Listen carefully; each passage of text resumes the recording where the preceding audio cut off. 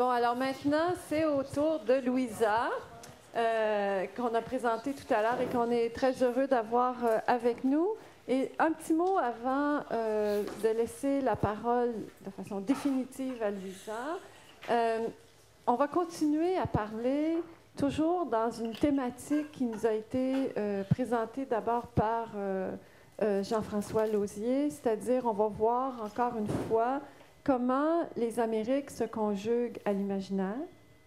Et on revient et on va voir en particulier comment ça se fait en Ontario français, mais aussi en ajoutant une autre variable qui est celle de la frontière et des liens et des échanges avec le côté québécois. Donc, vous vivez peut-être tous sur des frontières.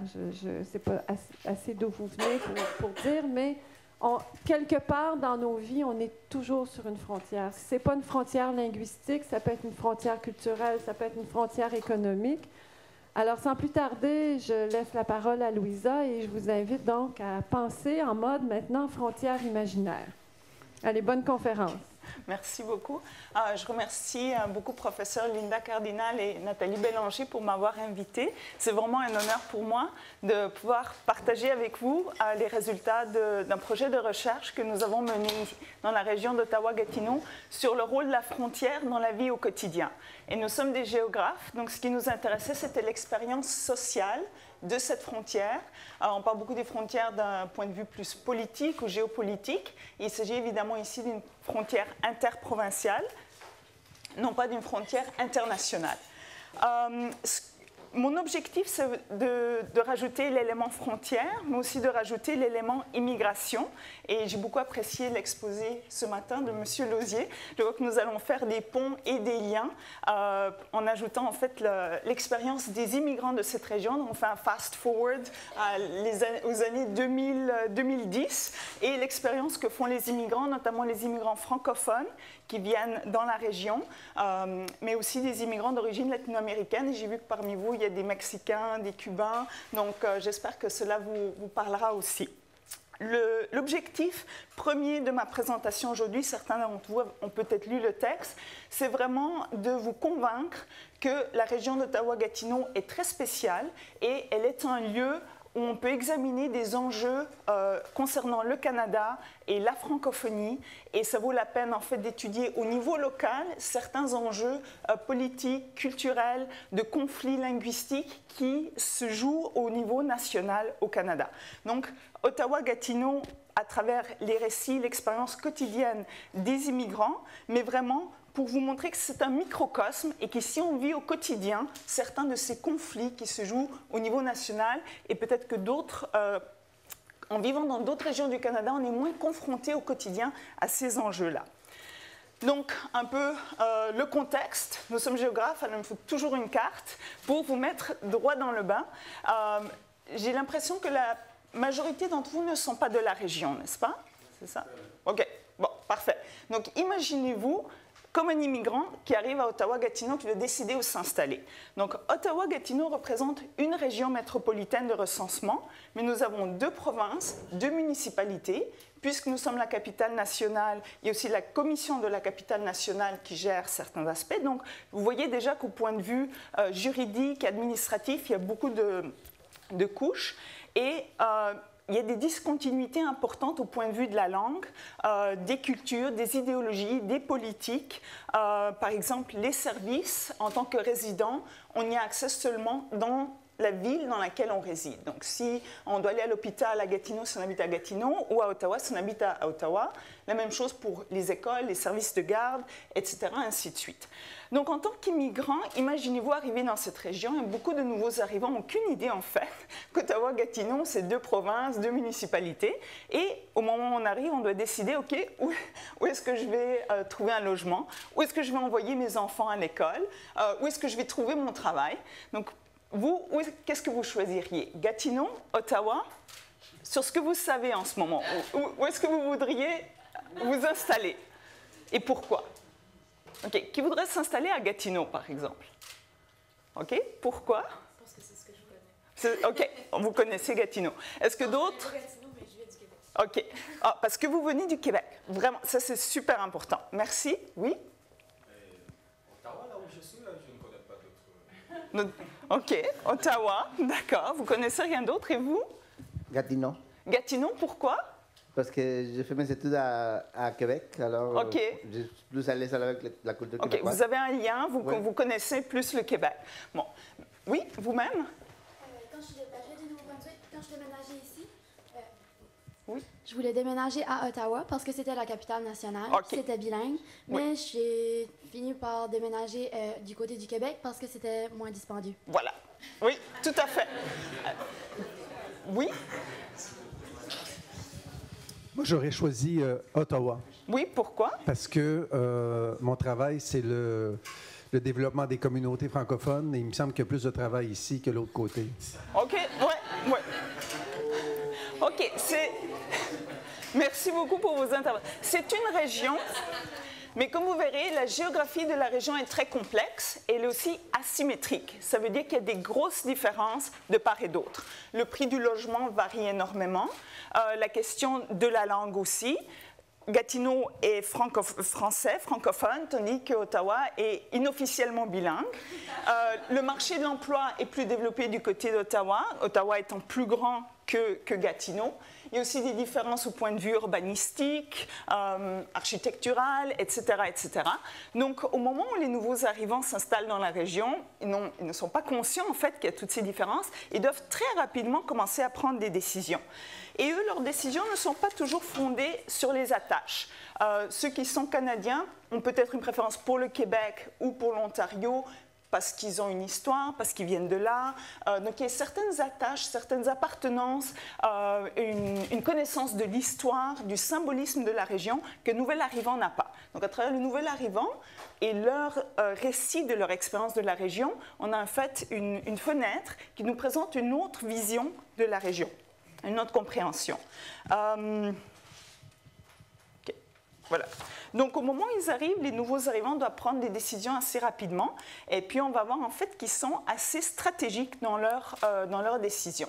Donc, ce que je vous présente aujourd'hui sont les résultats d'un projet que nous avons mené il y a quelques années déjà sur la géographie sociale.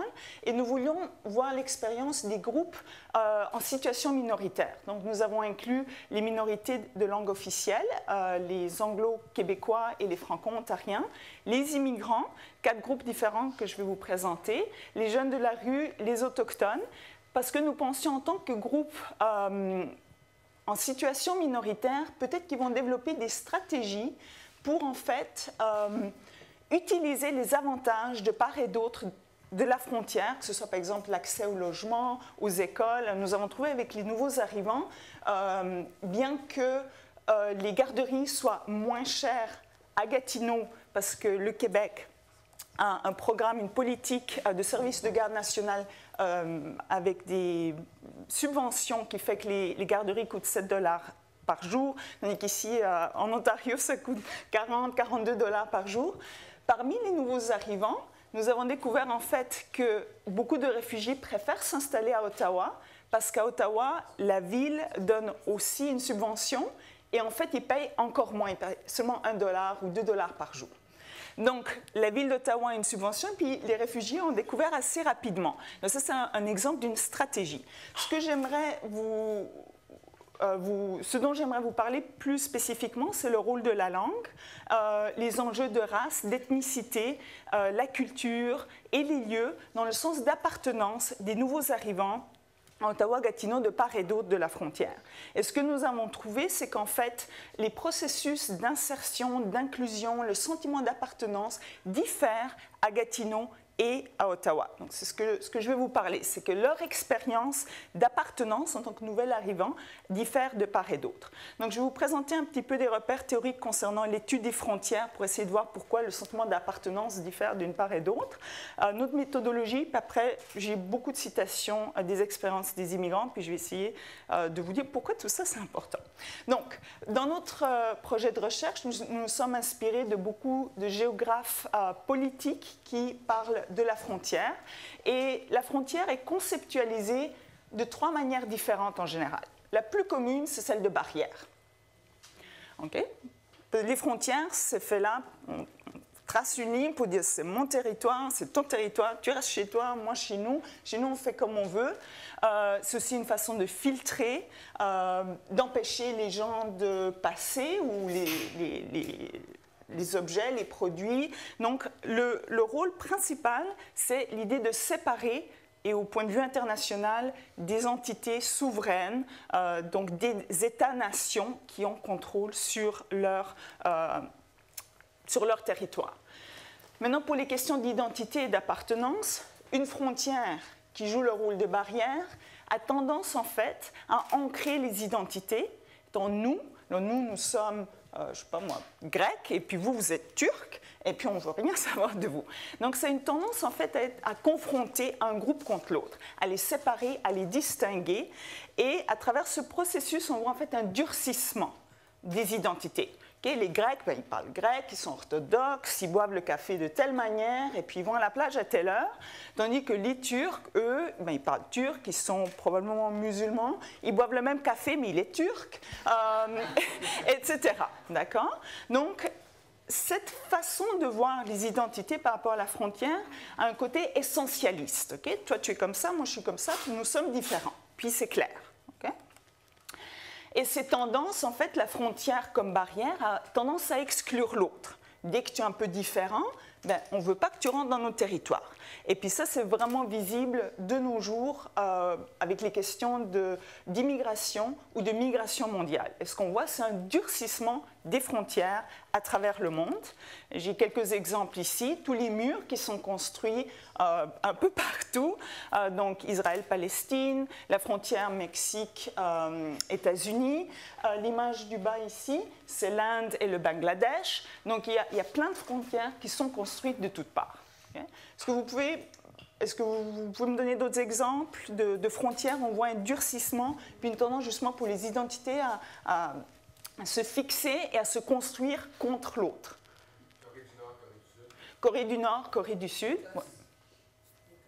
L'Écosse, oui. Donc il y a plein d'exemples à des échelles plus petites. Ici à Ottawa-Gatineau, on a donc une échelle subnationale, on voit ce même phénomène. On a le Québec et l'Ontario. Et ça, c'est un élément important pour comprendre l'expérience asymétrique d'insertion des nouveaux arrivants. Ce que je vais essayer de vous démontrer, c'est que du côté du Québec, on voit un durcissement de la frontière. C'est une frontière où en fait on crée des identités bien fixes. Nous sommes francophones, on parle français et puis on est très peu ouverts à l'autre, à ce qui se passe de l'autre côté. Au contraire, du côté de l'Ontario, ce que je vais essayer de vous indiquer, c'est qu'en fait, le concept de la frontière est un peu plus ouvert, un peu plus flou. Donc là, on s'en vient vers les deux autres façons de penser aux frontières. La deuxième manière, c'est la frontière comme interface. C'est une zone de contact, un lieu de rencontre. Et ça, c'est surtout dans des contextes de commerce. Les frontières sont souvent aussi des zones commerciales, d'échange. Donc, aujourd'hui, dans le cadre de la globalisation, on parle des accords interrégionaux, l'Union européenne, NAFTA, je ne sais pas en français quel est l'acronyme. Et puis là, si on parle d'Ottawa-Gatineau, on voit que c'est quand même une zone économique où le marché du travail est intégré, il est uni, on peut habiter d'une part, travailler de l'autre, il y a un contact constant, puis il y a quand même une unité. Ottawa-Gatineau, c'est quand même une région métropolitaine où économiquement, ça fonctionne ensemble, puis on bénéficie l'un de l'autre et on travaille ensemble. Et donc c'est cette idée de solidarité, d'unité, parce qu'en fait, on bénéficie de la présence de l'autre côté de la frontière. Maintenant, une troisième façon de penser la frontière, c'est en tant que territoire transfrontalier. C'est une région transfrontalière, et ici, en fait, c'est presque le contraire de la barrière, dans le sens qu'on voit une mixité culturelle. Et c'est ce qui est intéressant. Les régions transfrontalières sont à la marge de la nation ou de la région et sont donc différentes de ce qui se passe dans le centre. Parce qu'elles sont si proches de l'autre, souvent elles sont influencées par l'autre ou incorporent des façons de faire, des façons de vivre de l'autre. Si on prend l'exemple d'Ottawa-Gatineau, on a par exemple le taux de bilinguisme. Je crois que le New Brunswick a aussi des taux très hauts, mais une présence des minorités linguistiques de langue officielle, les anglo-québécois d'une part, les franco-ontariens de l'autre. On parle le français, c'est bilingue, il y a des échanges et on peut penser à d'autres... Est-ce que vous pouvez penser à d'autres régions où justement il y a ce côté transfrontalier, cette mixité culturelle? OK. Au Canada, Détroit-Windsor. Détroit-Windsor, exactement. Ça n'a pas besoin d'être au Canada, ça peut être n'importe où. Tijuana, San Diego, Laredo, Nuevo Laredo. Voilà. Ouais. Oui, la frontière. J'allais justement en fait vous parler de la frontière Mexique-États-Unis. Ce concept de transfrontalier, borderlands en anglais, s'inspire beaucoup des travaux de Gloria Anzaldúa, qui est une femme chicano, donc de la frontière États-Unis-Mexique. Et nous étions dans la Nouvelle-France, la francophonie. Cette carte, je m'excuse, elle est en anglais, je n'arrivais pas à en trouver une qui montrait les territoires comme ça avec, en français. Ce que j'apprécie ici, c'est que vous voyez en fait que les frontières que nous connaissons aujourd'hui n'existaient pas il y a très très peu de temps, puis ça vous l'avez montré aussi dans votre exposé tout à l'heure. Et puis donc, dans les régions transfrontalières comme le Mexique et les États-Unis, il y a des descendants de plusieurs générations qui sont chicanos, c'est-à-dire qui sont un mélange des Mexicains, peut-être même des Amérindiens qui étaient là avant, et des anglophones, des Américains. Donc c'est une région transfrontalière où il y a une mixité culturelle. Et puis on peut penser à d'autres régions, si vous pensez de la Louisiane aussi, en fait, il y a encore toujours la présence francophone, l'Acadie, donc il y a plein de régions dans le monde. D'autres auxquelles je peux penser, il y a l'Alsace, le Pays Basque. Ce sont des régions transfrontalières où il y a une certaine mixité. Et puis là, on n'est pas sûr, on est l'un, mais on est l'autre, mais on n'est jamais ni l'un ni l'autre. C'est un petit peu ça l'idée d'hybridité. Okay, on a un peu des deux, mais on est quand même différents. Et les travaux de Gloria Anzaldúa ont suggéré ça. Il y a cette idée un peu d'ouverture, de fluidité, puis c'est anti-essentialiste, parce que c'est jamais fixe ce qu'on est. En fait, moi-même, je suis gréco-suisse, et quand je suis en Suisse, je suis grecque, quand je suis en Grèce, je suis suisse, et puis quand je suis ici, je suis européenne. Donc, on n'est jamais ni l'un ni l'autre. Et ça connote l'idée de tiers espace, un espace qui est tiers, qui est ni l'un ni l'autre, et où il y a des possibilités, en fait, une ouverture pour créer quelque chose de nouveau, ou quelque chose de différent.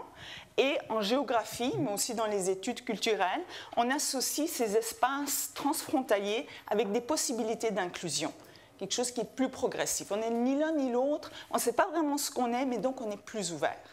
Alors, ça c'est pour en fait, suggérer qu'Ottawa, comme je vais essayer de vous démontrer, a ce côté un peu plus d'ouverture par la présence du bilinguisme. Il y a des problèmes, ce n'est pas parfait, mais il y a une possibilité d'ouverture. Vous aviez une question?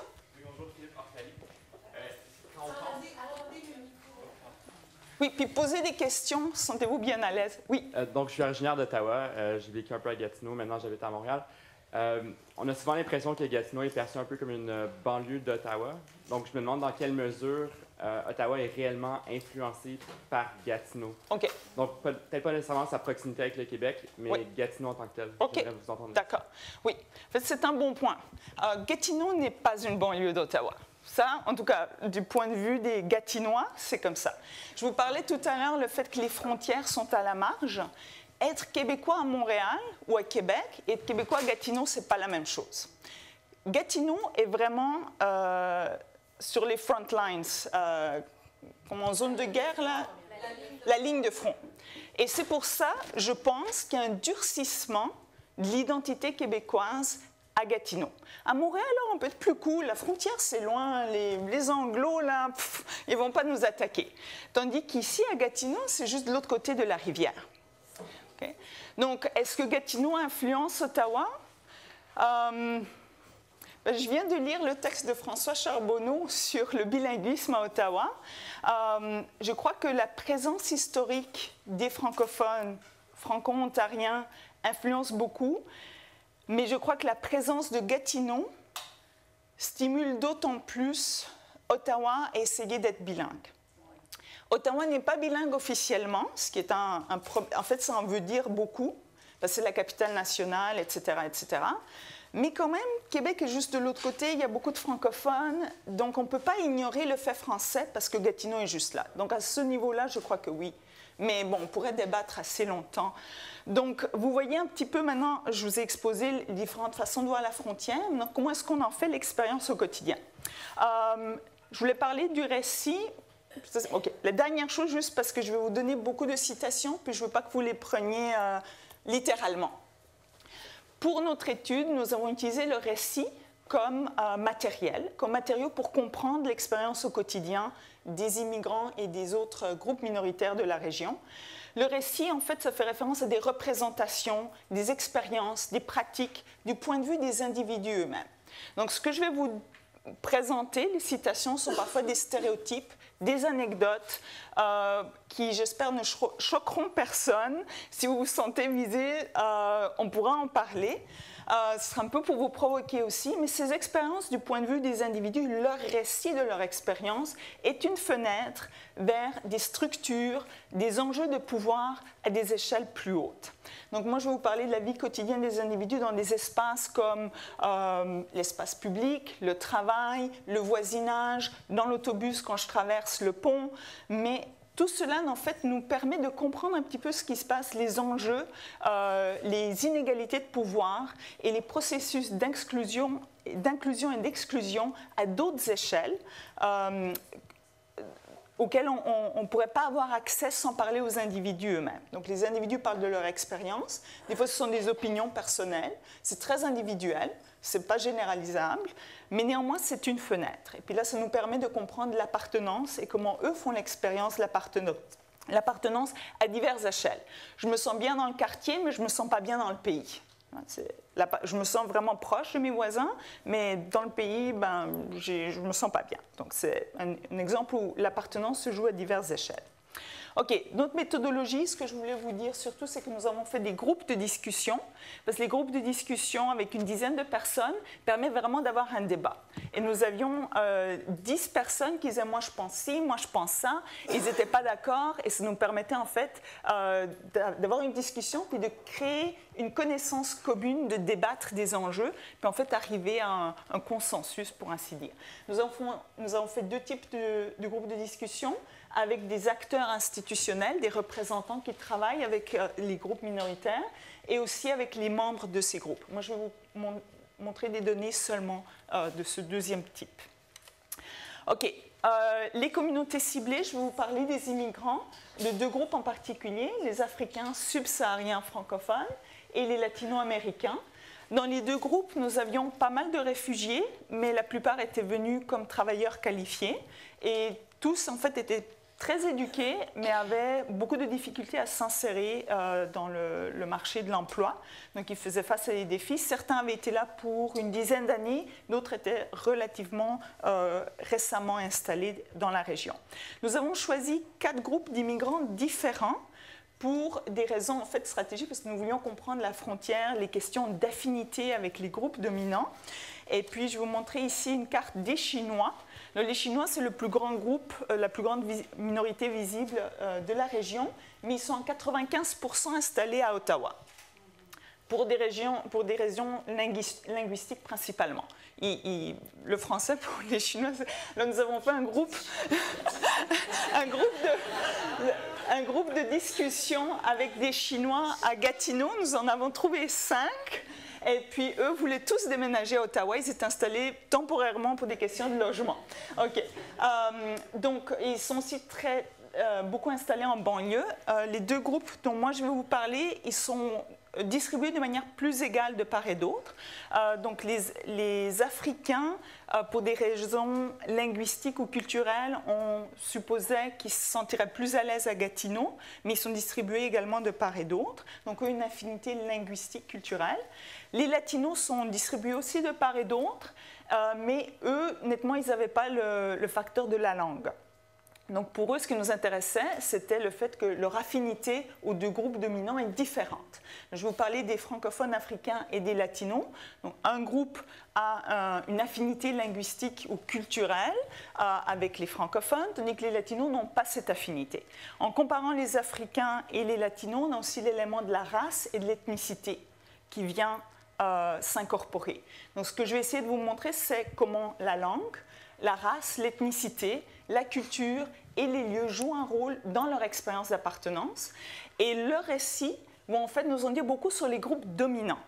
Parce qu'ils vont parler de manière différente des Québécois puis des anglophones. Donc eux, des fois, ils disent Québécois, ils disent Français, francophones, Gatinois, ou ils disent anglophones, Canadiens, Ontariens. Je ne fais pas de distinction parce que c'est les mots qu'eux utilisaient, bien qu'on sait qu'en fait, il y a une distinction entre un Gatinois, puis un Québécois, puis un Français. Okay. Donc, juste pour vous mettre dans le bain tout de suite, un des plus grands facteurs d'attraction des nouveaux arrivants à Ottawa-Gatineau, c'est le bilinguisme. Et j'étais assez étonnée. Beaucoup s'installent à Montréal et à Toronto et finissent par venir à Ottawa pour des questions de qualité de vie, ils préfèrent une petite ville, mais le bilinguisme était un des facteurs les plus importants. Et vous allez voir que le bilinguisme, en fait, leur cause beaucoup de problèmes. C'est pour ça que je voulais le dire. Ils sont très attirés par le bilinguisme, mais une fois qu'ils sont ici, ils doivent faire face à la situation bilingue qui n'est pas évidente. Donc, dans les groupes de discussion, la première question qu'on leur a posée, c'est Ottawa-Gatineau. Est-ce une ville ou deux?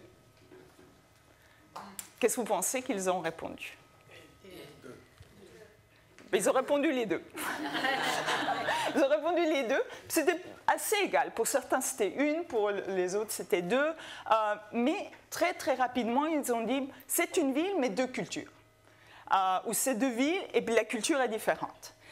Très, très rapidement, je pense dans les 5 minutes que nous commencions les groupes de discussion, il y avait tout de suite la différence culturelle qui survenait. Alors ça, c'était, et puis j'étais vraiment intéressée par les représentations. Donc toutes ces citations sont des représentations, sont des opinions personnelles de nos participants, puis j'ai indiqué s'ils sont francophones, africains ou latinos.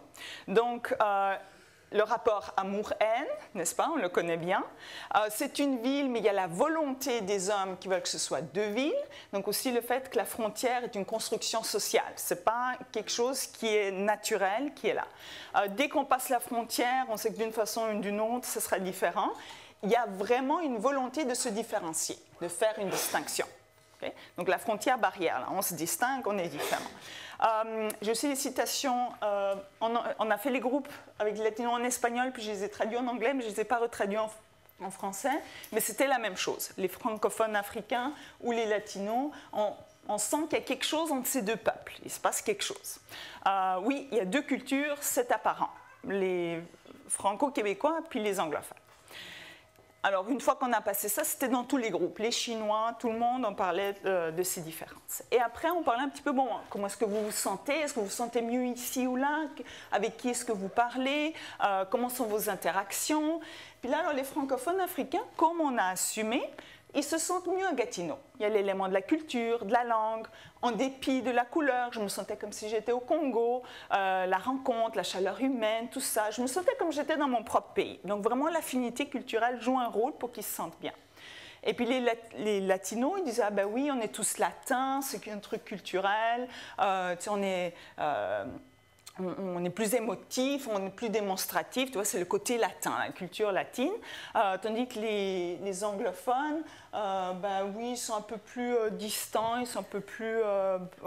les francophones sont plus spontanés, on peut vraiment facilement développer des contacts avec eux. Donc au point de vue informel, le contact superficiel, on se sent mieux à Gatineau, qu'on soit latino ou francophone africain.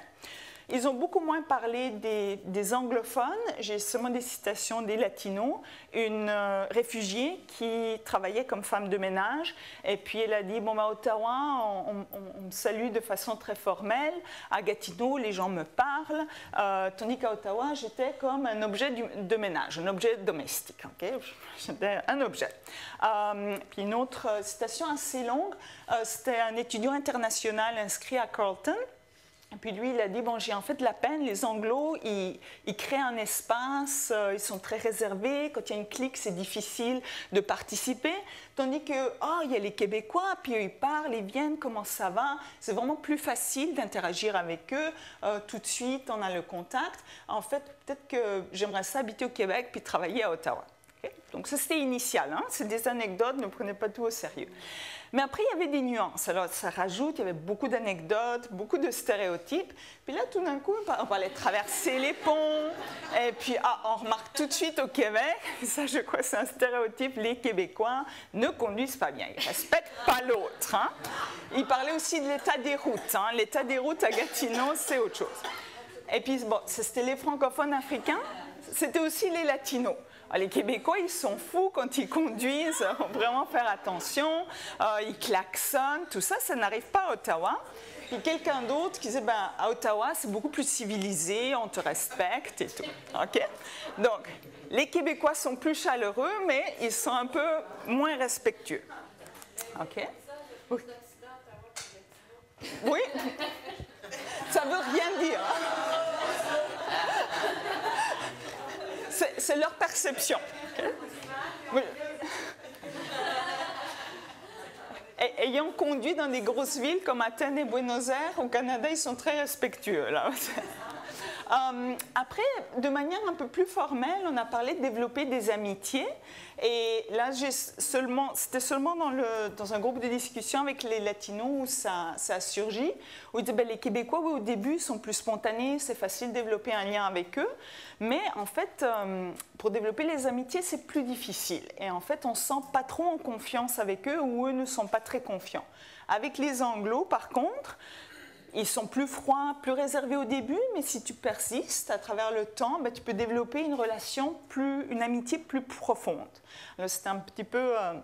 je peux vous donner des nuances, comment eux perçoivent les deux groupes dominants, et ils les comparent tout le temps. Les Anglos sont comme ci, et puis les Francos sont comme ça. Ils les comparent tout le temps, tout le temps. Bon, la question de l'affinité linguistique, pour en fait aller un peu plus à fond sur la question de comment est-ce qu'ils développent un sens d'appartenance, comment est-ce qu'ils se sentent inclus par rapport à la langue, et puis est-ce que la langue joue un rôle. Alors, on a trouvé que la langue, oui, joue un rôle énorme pour que les nouveaux arrivants se sentent inclus, pour qu'ils développent un sens d'appartenance. Et puis oui, les Africains francophones, le rôle de la langue facilite beaucoup ce processus, mais on verra aussi qu'il est très complexe. Pour les Latinos, clairement, le rôle de la langue est important, mais c'est un peu différent des francophones africains. Alors, les francophones africains nous disaient oui, la culture, la langue, ça joue un rôle. Comme je vous disais tout à l'heure, quand ils sont à Gatineau, ils sentent qu'il y a une facilité à développer des liens. On se sent bien quand on communique parce qu'en fait, on peut se communiquer facilement. Okay? Ça, c'était au premier abord, c'est ce qu'on attendait. Et puis, là, okay, la même chose, je me sens comme chez nous, je m'exprime comme il faut, on m'entend, je prends quelque chose au restaurant avec les amis québécois, on se parle, tout ça. Ils utilisent la même langue. Donc, vraiment, la langue, ça facilite beaucoup. Je me sens bien. Avec la langue, ça facilite. Et puis bon, encore la comparaison, ben, on se sent mieux à Gatineau, c'est plus facile de parler français.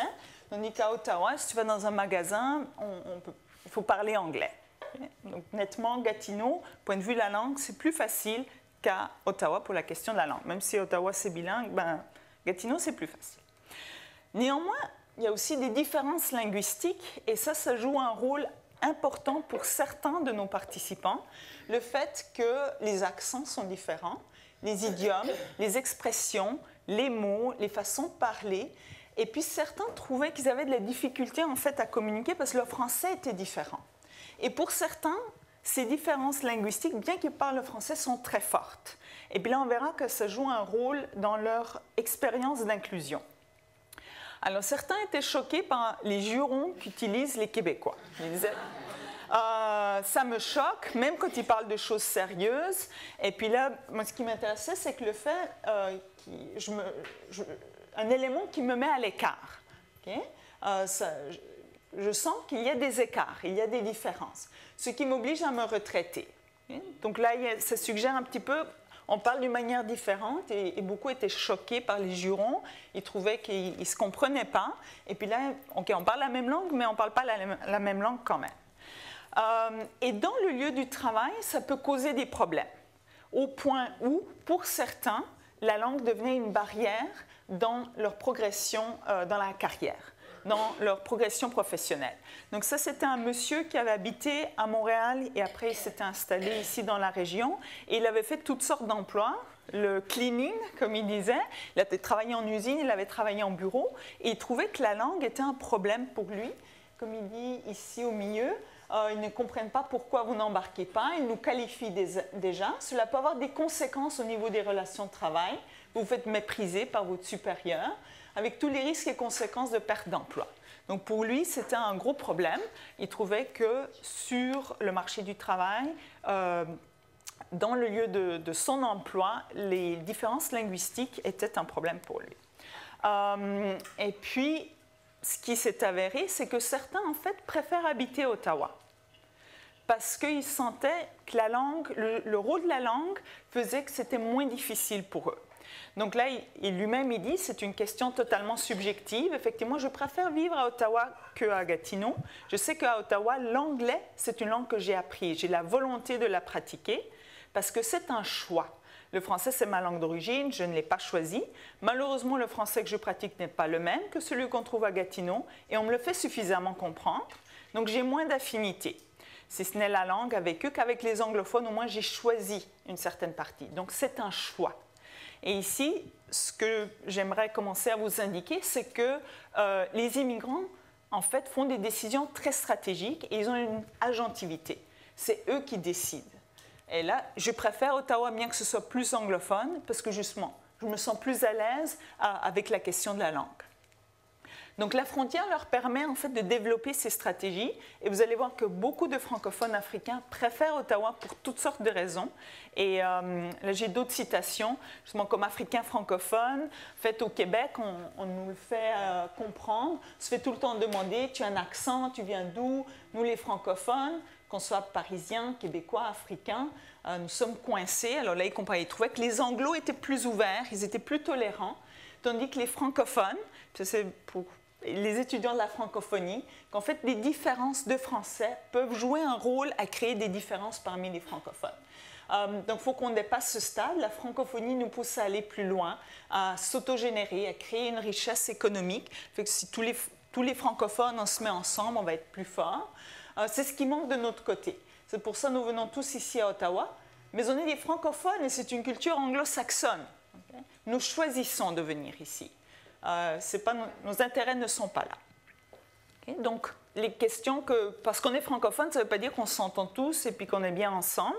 Des fois, il y a des tensions parmi les francophones d'origine diverses. Oui, bien sûr. Excusez-moi si je ne vous vois pas tout de suite.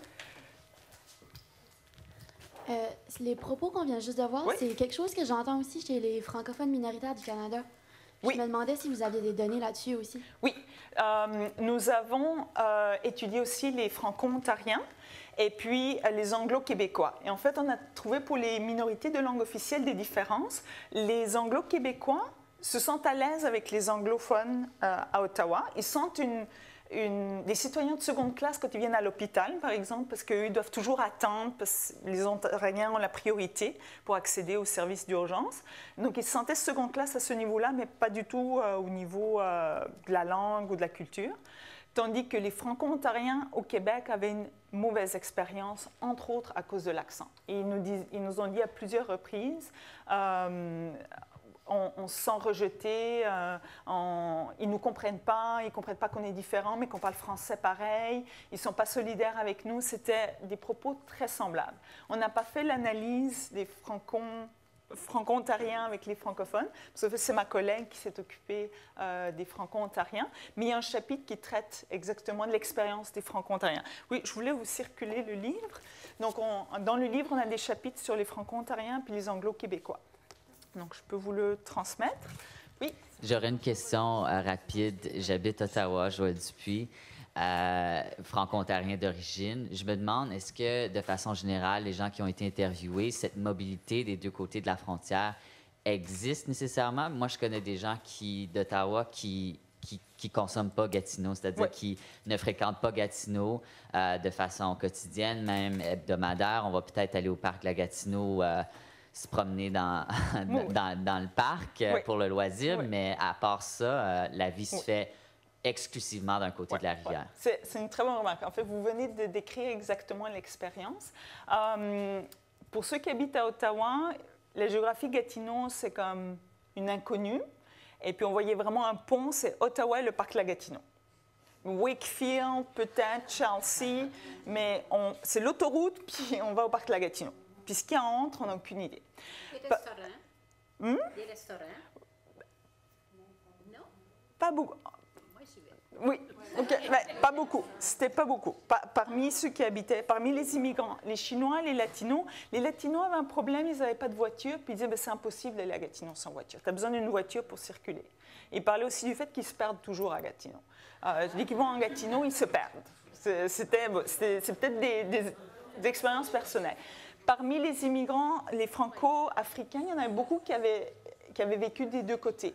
Donc, ils connaissaient bien et ils allaient souvent. Donc, je pense que les Latinos ou les Chinois allaient moins souvent, peut-être pour ces questions de langue. Tandis que les francophones africains, je crois, avaient des familles.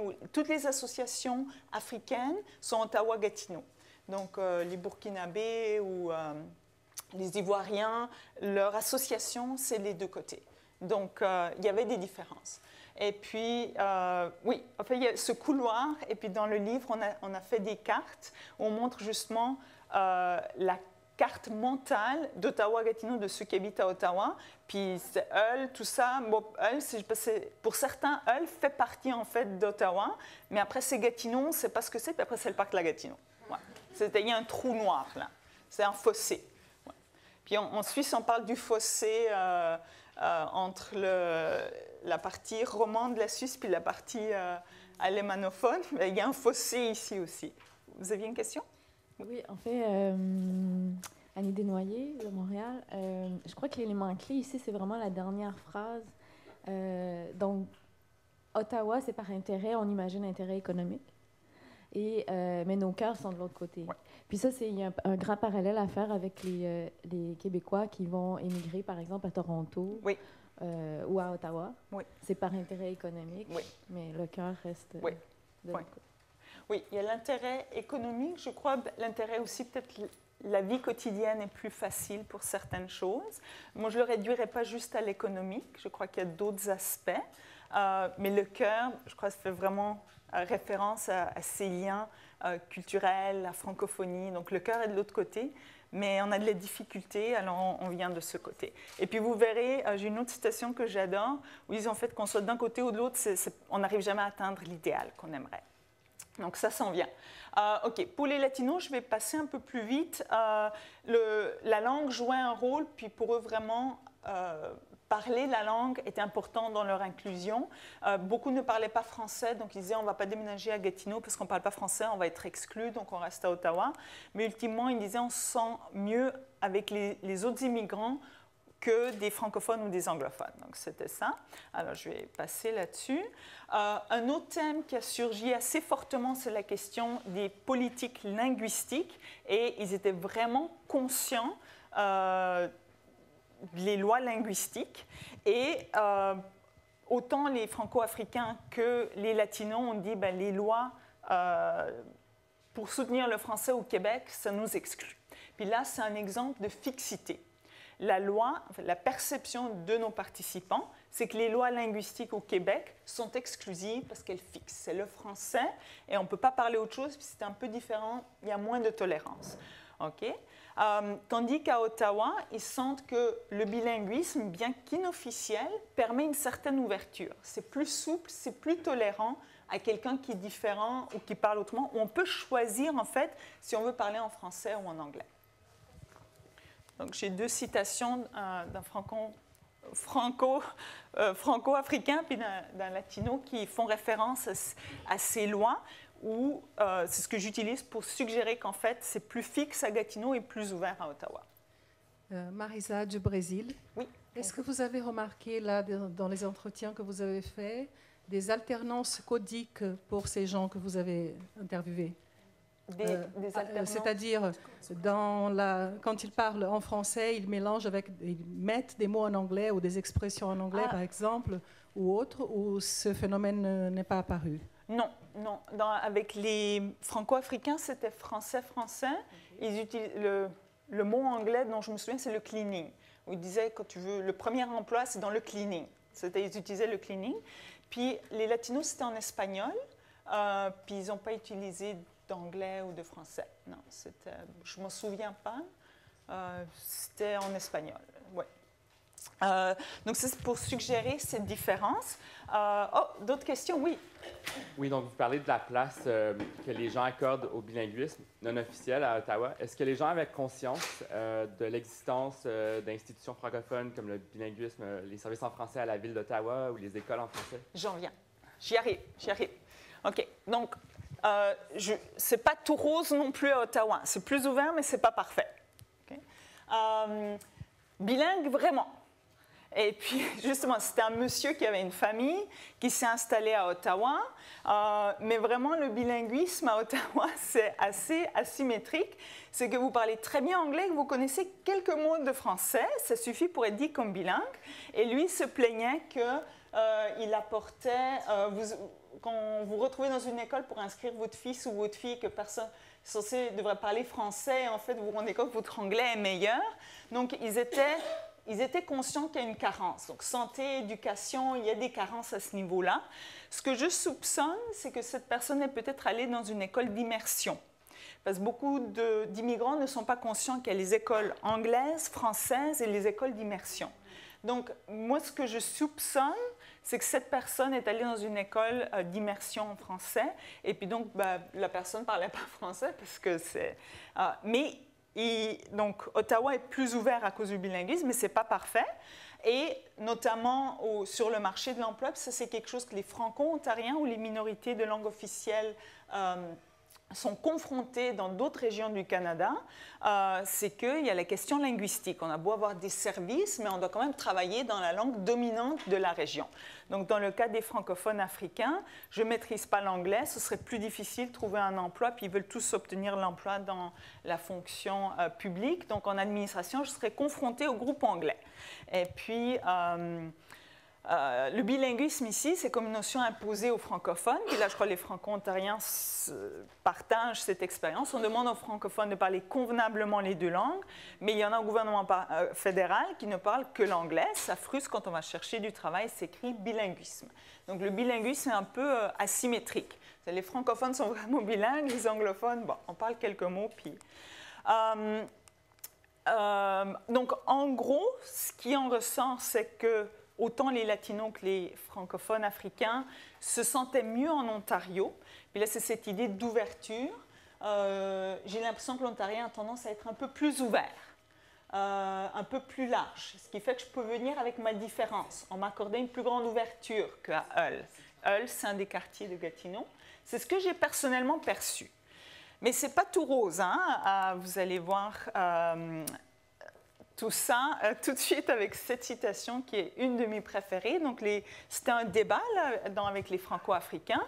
Quelqu'un d'autre qui dit « Je me sens plus à l'aise à Ottawa que Gatineau. On dirait que parce qu'un francophone, on devait être rattaché à Gatineau, mais la culture francophone, les gens de Gatineau qui nous crachent sur le visage, d'où tu viens, qu'est-ce que tu viens faire ici ?» Ces termes sont parfois utilisés. Il y a une certaine discrimination qui est ouverte à tous les secteurs, c'est-à-dire autant dans le monde institutionnel, le travail, tout ça. Tandis qu'à Ottawa, on est content, au moins c'est poli. Et l'autre monsieur lui répond, c'est pas poli, c'est hypocrite.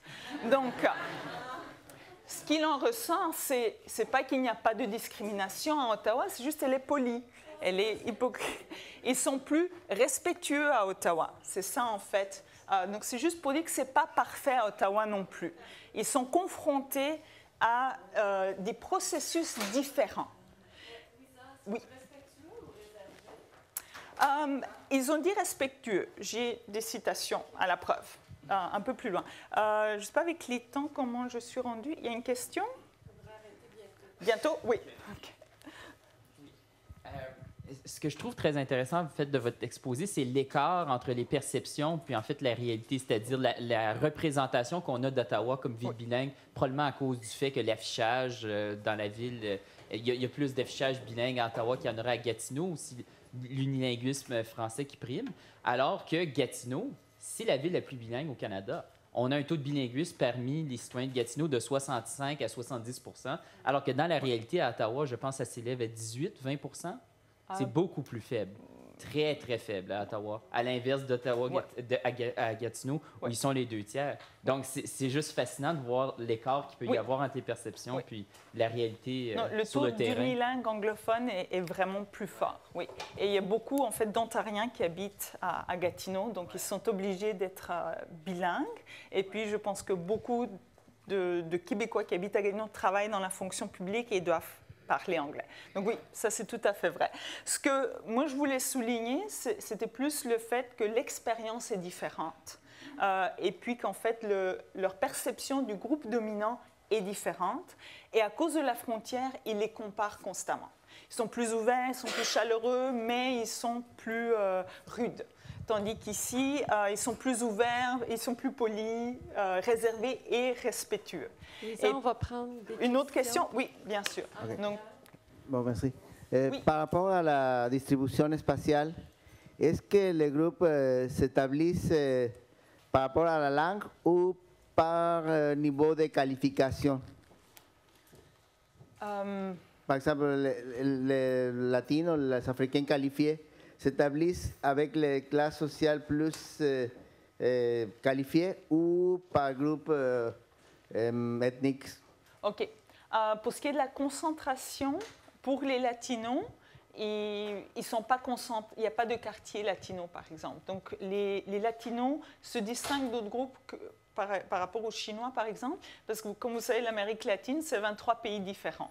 Donc, il y a des Argentins, des Mexicains, des Équatoriens, des Salvadoriens. Et quand ils arrivent ici, ils ne disent pas « je suis Mexicain, je vais aller m'installer avec les Salvadoriens ». Ce n'est pas quelque chose de naturel. Il y a une concentration de Colombiens à Gatineau, parce que le Québec a parrainé beaucoup de réfugiés. Donc, il y a une concentration de Colombiens qui sont venus comme réfugiés parrainés par le Québec, mais sinon, il n'y a pas de concentration. Les Latinos sont dispersés. Oui. Allez-y. D'accord, merci. Oui. Je voudrais savoir la place des allophones dans cette répartition. Est-ce que les allophones sont beaucoup plus pour Québec ou...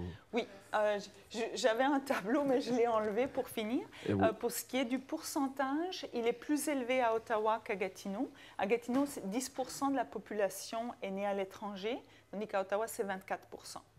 Et une autre question, c'est par rapport à l'analyse des données. Est-ce que, bon, je vois que c'est plutôt qualitatif, oui, parce que c'est pas poli, c'est hypocrite. Est-ce que, comment vous êtes arrivé à faire la représentation encore? Comment vous calculez la représentativité, puisque là c'est une personne qui parle? Oui. Est-ce que vous ramassez toutes les données ou encore, oui, plusieurs déclarations pour qualifier? Oui, on a fait 2 analyses. Une qui était vraiment qualitative, où on a fait le codage à la main. Donc, on a lu les transcriptions des groupes focus et les thèmes émergents. Okay. Et on a aussi fait un codage avec NVivo, qui est un codage plus quantitatif, où on avait les thèmes. Donc, on a fait les 2. Et puis, ça, c'est une combinaison des 2. OK. Encore une question? Oui, bien sûr. Marilyn Gauvreau de l'Université de Moncton au Nouveau-Brunswick. Je fais beaucoup de liens entre mon expérience au Congrès mondial Acadie en 2014 dans la région de l'Acadie des terres et forêts avec votre présentation. Et puis, je me souviens que le slogan était « l'Acadie sans frontières ». Évidemment, il y a des frontières. Et j'ai vu vraiment un entrecroisement des différentes conceptions que vous nous avez montrées dans votre présentation. Ici, la frontière en tant que barrière, interface et aussi comme territoire transfrontalier, pardon. Et puis, je me demandais qu'est-ce que vous pensiez de ce concept de frontière-là. Est-ce que nous sommes rendus maintenant à une étape de dire que le monde est sans frontières dans cette ère de globalisation et tout ça, mais en même temps, on les voit, les frontières. Oui.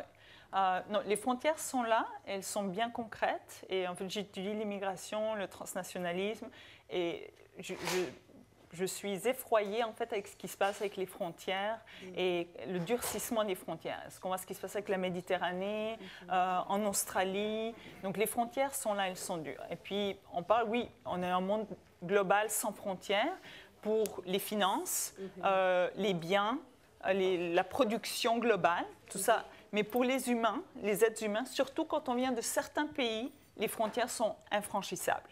Donc pour moi, c'est ça. Puis je suis un peu anarchiste, moi je dirais pas de frontières. Les frontières, c'est une construction politique, sociale, et comme disait Linda tout à l'heure, on construit les frontières pour des raisons, pour des objectifs de toutes sortes. Donc Est-ce que c'est ta conclusion? Non, c'est pas ma conclusion. Je voulais j'avais d'autres espaces où je voulais vous parler, mais justement, la frontière et la relation de pouvoir, en fait, votre question, ce que vous venez de dire, parce qu'on leur a demandé est-ce que la frontière rend votre intégration, votre inclusion plus difficile? Puis ils nous ont dit non, c'est pas la frontière. La frontière, elle cause aucun problème. Les frontières, c'est plus dans la tête des gens. Et puis les vrais problèmes d'intégration pour le travail, c'est la personne devant vous, c'est pas le système. C'est ce qu'il y a dans sa tête. Donc les frontières, eux, c'était des gens communs, mais pour eux, les frontières, c'était une construction sociale.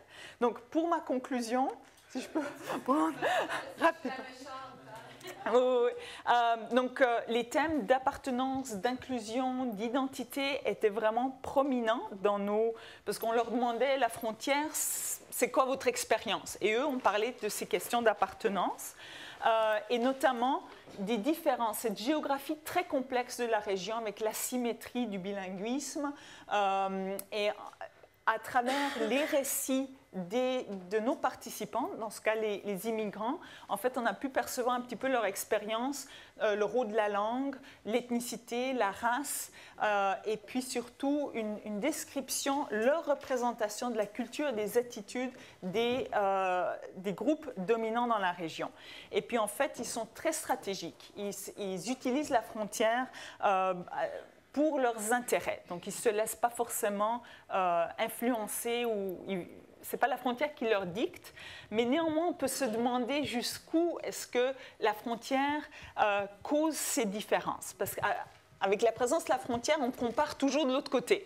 Et peut-être à la fin, on a l'impression que les Québécois sont moins ouverts, mais en fait, ils sont plus ouverts que ce qu'on pense, mais on les compare tout le temps. Donc, on s'est demandé jusqu'où est-ce que la frontière elle-même est un facteur structurant qui en fait influence l'expérience. Parce qu'ils ont beau dire « Ah ben, je vais être stratégique », mais c'est quand même la frontière qui les oblige à comparer. Néanmoins, j'espère que j'aurai réussi à vous convaincre que l'expérience quotidienne à l'échelle locale d'Ottawa-Gatineau est une fenêtre qui peut nous permettre d'étudier et d'examiner des enjeux qui se jouent normalement à l'échelle nationale, notamment pour les différences culturelles, les politiques linguistiques, etc. Puis qu'en fait, on peut enrichir notre connaissance du Canada, de la francophonie, en examinant l'expérience, les dynamiques au quotidien dans notre région. Merci beaucoup, voilà. Lisa. Merci.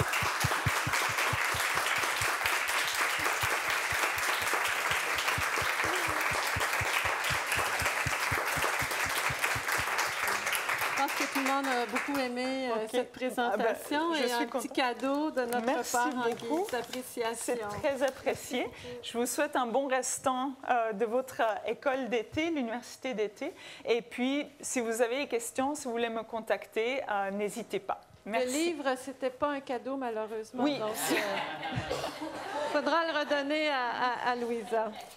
Alors, je vais donner la parole maintenant à ma collègue Nathalie Bélanger. Merci Linda. Merci beaucoup Louisa pour cette conférence très stimulante. Et ça se poursuit maintenant avec une autre conférence qui sera, j'en suis certaine, tout aussi stimulante. Donc avec Serge Dupuis qui va nous parler de l'Ontario français et l'université. Donc Serge est originaire de Sudbury et il est maintenant stagiaire postdoctoral à la chaire pour le développement de la recherche sur la culture d'expression française en Amérique du Nord, le CEFAN, que vous connaissez bien. Et il va nous parler ce matin des défis et des succès du bilinguisme institutionnel depuis les années 60 dans les universités ontariennes. Et il a fait son terrain de recherche dans 4 universités, hein, si je ne me trompe pas. Et ici, Ottawa, université bilingue, la Laurentienne, hein, l'université d'où il arrive, Sudbury, le collège Glendon à Toronto, et l'université de Hearst dans le nord de l'Ontario. Donc, c'est son terrain de jeu, son terrain d'enquête. Et il va nous parler donc du bilinguisme institutionnel. Merci beaucoup, Serge. Bonne conférence. Bon, merci beaucoup. Donc, merci d'être là. J'aimerais remercier le Centre de la francophonie des Amériques, l'équipe de Mesdames Bélanger et Cardinal qui ont organisé cette édition de l'Université d'été, ainsi que l'Université d'Ottawa qui nous accueille aujourd'hui. Je vous demanderais, puisque je sens qu'on est un peu pressé, on est un peu coincé dans le temps et que sans doute vous voulez dîner un jour, de peut-être garder vos questions pour la fin, tout simplement pour que ça nous permette d'avoir des échanges plus complets et stimulants à la toute fin. Puis, ce dont je vais vous parler aujourd'hui est un peu complexe aussi, puis c'est à la fois historique et politique. Et je voudrais tout simplement avoir le temps de bien mettre les cartes sur la table et à vous offrir en fait ce que je crois être un portrait global, juste, mais critique. De ce rapport entre une collectivité qui est l'Ontario français et l'université. Donc, je vais vous amener à réfléchir justement aujourd'hui au rôle de l'institution en milieu minoritaire au Canada dans le temps long. C'est-à-dire, le Canada français a déjà une situation politique qui était quelque peu compliquée. Vous le savez sans doute, ça a été une colonie française. À partir de 1763, c'était une colonie anglaise. Le Canada a été formé comme, non pas comme une unité, un État unitaire, mais comme une fédération, une confédération avec des compétences entre la province du Québec, qui était quelque peu une réserve pour les Canadiens français, ainsi qu'un gouverneur fédéral qui s'occuperait de certaines compétences. Cela étant dit, le Canada français s'est surtout déployé comme projet politique, comme projet national au sein de l'Église, c'est-à-dire au sein de l'Église catholique canadienne-française à partir de 1840, où justement on avait un espace autonome qui pouvait raccorder les fidèles franco-catholiques autour d'un réseau de paroisses auxquelles et à partir desquels on multipliait les établissements modernes, comme les écoles, les hôpitaux, les orphelinats, les caisses d'épargne, les syndicats, les mutuelles, qui formaient essentiellement un réseau de ce que certains ont appelé une Église-nation, c'est-à-dire une structure nationale moderne qui s'était érigée parallèle à l'État, là où se trouvaient les Canadiens français.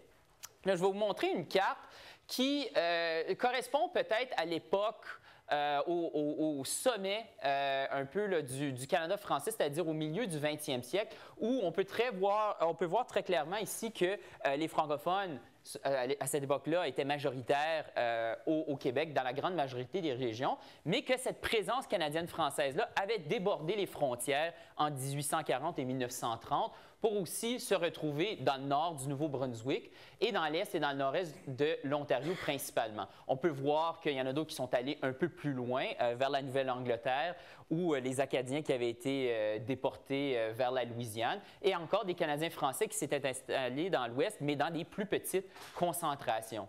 Mais vraiment, on pourrait dire qu'il y avait le Québec, le noyau du Québec, une espèce de ceinture bilingue qui l'entourait, où les francophones étaient parfois majoritaires dans certains endroits. Puis on passe notamment au nord du Nouveau-Brunswick, puis à l'est, puis au nord-est de l'Ontario. Et ensuite, des espaces où ils étaient beaucoup plus minoritaires. Donc, justement, ces institutions permettaient à la collectivité minoritaire d'éviter l'isolement, de se rassembler, d'assurer une certaine pérennité lorsqu'ils formaient des contingents suffisamment populeux. Et ces contingents-là se distinguaient des concentrations d'immigrants, parce qu'on a parfois tendance à faire le parallèle entre des migrants canadiens-français et des immigrants, parce que, bon, ils avaient des quartiers où ils avaient des concentrations, ils avaient des paroisses et tout ça, mais en fait, l'aspiration sociopolitique, je pense, était plus grande que celle des immigrants.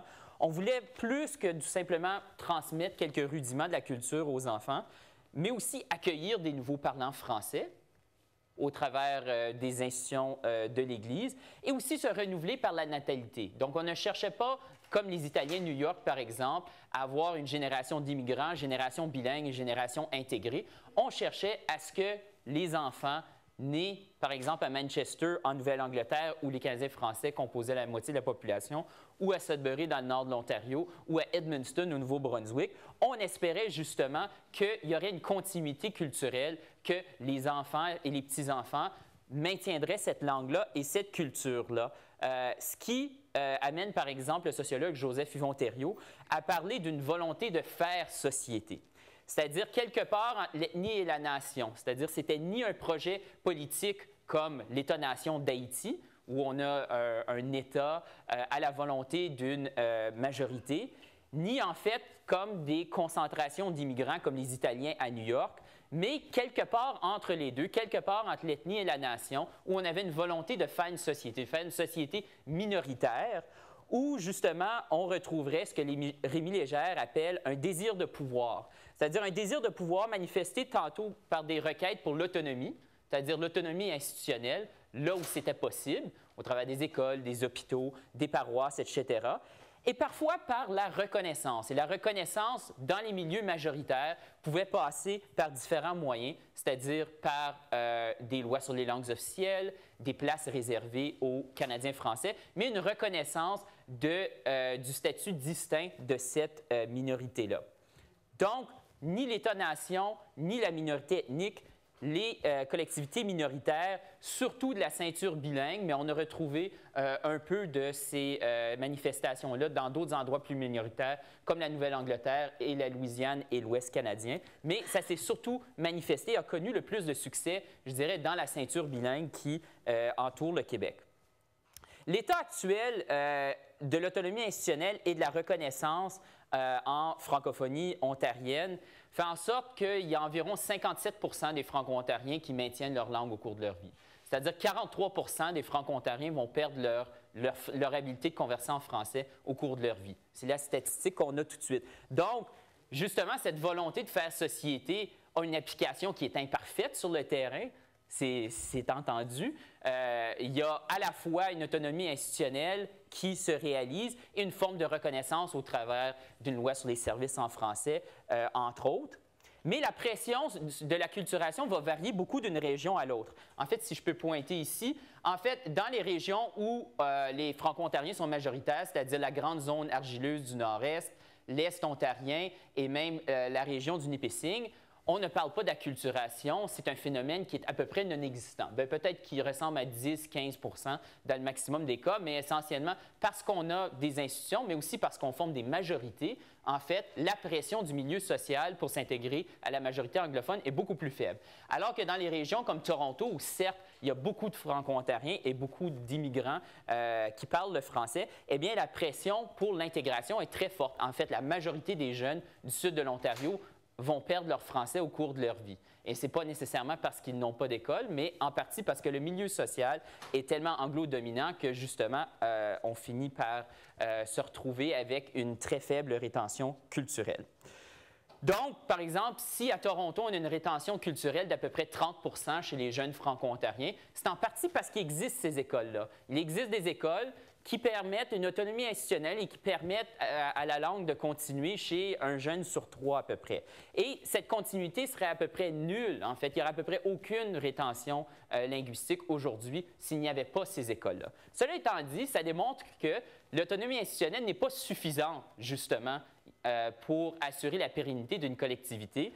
Il faut d'abord l'institution ou l'autonomie, qui est la première moitié de la réponse à la pérennisation des collectivités francophones, mais qu'il y a une autre moitié qui est un peu plus diffuse, un peu plus difficile à saisir et qui et dont les réponses se retrouvent, par exemple, dans la présence publique de la langue, le statut social de la langue, le niveau des services gouvernementaux, la présence de la langue française dans le milieu du travail, dans les commerces et le poids démographique, justement, suffisant pour justifier cette présence. Ce qui fait en sorte, par exemple, que la statistique de l'assimilation à 43 %, il faut la prendre avec un grain de sel parce que, justement, elle est à 10-15 % dans certaines régions où on est majoritaire et 60, 70, 80 % dans les régions où on est très minoritaire. Donc, il y a différentes il y a différentes réalités, des réalités très divergentes, en fait, qui peuvent s'expliquer en partie par le degré d'autonomie institutionnelle, mais aussi par les pressions du milieu social.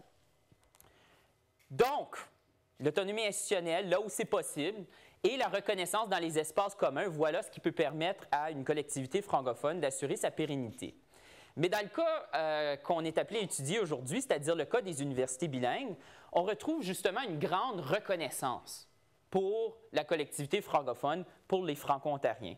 En revanche, ceux-ci ne connaissent à peu près aucune autonomie dans ces établissements-là. Donc, c'est une situation qui est assez paradoxale et assez unique au Canada parce que c'est la seule minorité de langue officielle que je dirais qui est un contingent démographiquement important qui n'a pas une université ou une faculté francophone indépendante. Des Franco-Colombiens aux Acadiens de la Nouvelle-Écosse, ils ont une université indépendante ou une faculté francophone indépendante. Et les Anglo-Québécois, ceux qui le savent, une communauté d'environ 600 000, ils ont 3 universités de langue anglaise au Québec. En Ontario, cela étant dit, depuis les années 60, on a établi 3 à 4, on pourrait dire 4 universités ou collèges universitaires bilingues qui ont donné des résultats pour le moins mitigés. C'est-à-dire qu'on y retrouve des programmes de plus en plus diversifiés en français. La gamme de cours en français et de programmes en français n'a jamais été aussi diversifiée qu'elle ne l'est aujourd'hui. Et ce qui permet à un nombre croissant de Franco-ontariens, justement, d'accéder à une profession. Cela étant dit, l'autonomie des francophones dans ces espaces, c'est limité essentiellement à la salle de classe, parce que c'est dans les cours, justement, où on a des cours, on a une espèce de dualité où on a des cours en français et des cours en anglais qui sont à peu près séparés. Il y a très peu de contact entre eux, outre les arts visuels puis les sciences environnementales, où on essaie d'avoir des cours bilingues. Donc, la dualité se réserve essentiellement à la salle de classe, à quelques activités culturelles en français et puis aux espaces de recherche sur la francophonie canadienne. Là où, justement, le bas blesse, c'est sur la question de la minorisation croissante de l'effectif francophone. Ce qui fait en sorte que, justement, le bilinguisme universitaire, malgré ses grands idéaux, a beaucoup de limites parce que, justement, c'est une politique du laisser-faire où, parfois, on a l'impression que les proportions démographiques n'ont aucune importance sur le résultat, sur le service qui est livré aux Franco-ontariens, alors que ce que je viens de vous dire par rapport à la différence entre les résultats d'une école française à Toronto et une école française à Hearst devrait nous indiquer que, justement, le rapport de force et les proportions peuvent jouer beaucoup. Et puis, je vais en parler dans le cas de l'histoire de l'Université d'Ottawa en particulier.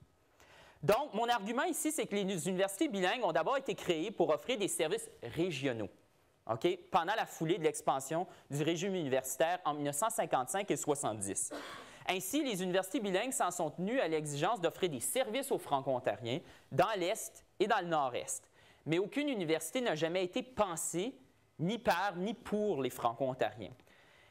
Et je pense, dans cette histoire, en revanche, qu'il faudrait se retenir de dire que le bilinguisme universitaire a été hégémonique, parce qu'on a vraiment des modèles très différents. C'est-à-dire, l'Université d'Ottawa, encore à ce jour, fonctionne surtout en français, et les francophones y ont été majoritaires jusqu'en 1975. À l'inverse, l'Université Laurentienne, je me rends compte, ma carte n'est pas très claire, mais en fait, l'Université Laurentienne de Sudbury se retrouve dans une autre situation parce qu'elle a toujours fonctionné principalement en anglais et les francophones y ont été très minoritaires depuis ses débuts. Le Collège universitaire Glendon de Toronto n'offre que des programmes bilingues, c'est-à-dire il n'y a pas de programme complet en français. Et qui vise surtout à immerser des anglophones et de leur donner, de leur transmettre la capacité de fonctionner en français, même si aujourd'hui, à peu près 20% des inscrits sont francophones. Et ensuite, on a l'Université de Hearst, à Hearst, Kapuskasing et Timmins, qui offre essentiellement une demi-douzaine de programmes pour 150 étudiants. Donc, en fait, ces 4 établissements-là, on pourrait parler en fait de 3 établissements parce que Hearst est affilié à la Laurentienne, ont tous été créés en 1960 et 1966 et ont été pensés pour répondre à des besoins régionaux pendant l'expansion du régime universitaire ontarien. Ce qui faisait en sorte que l'Université d'Ottawa, justement, reflétait la dualité culturelle et linguistique des catholiques d'une région frontalière, comme on vient de le voir dans la dernière présentation. L'Université Laurentienne cherchait à instruire des jeunes du nord-est de l'Ontario, et ce qui faisait en sorte que, parce que les Franco-Ontariens représentaient 35 de la population, ce serait une idée d'offrir des programmes en français. Et le Collège universitaire Glendon voulait amener des futurs fonctionnaires anglophones à pouvoir fonctionner en français aussi.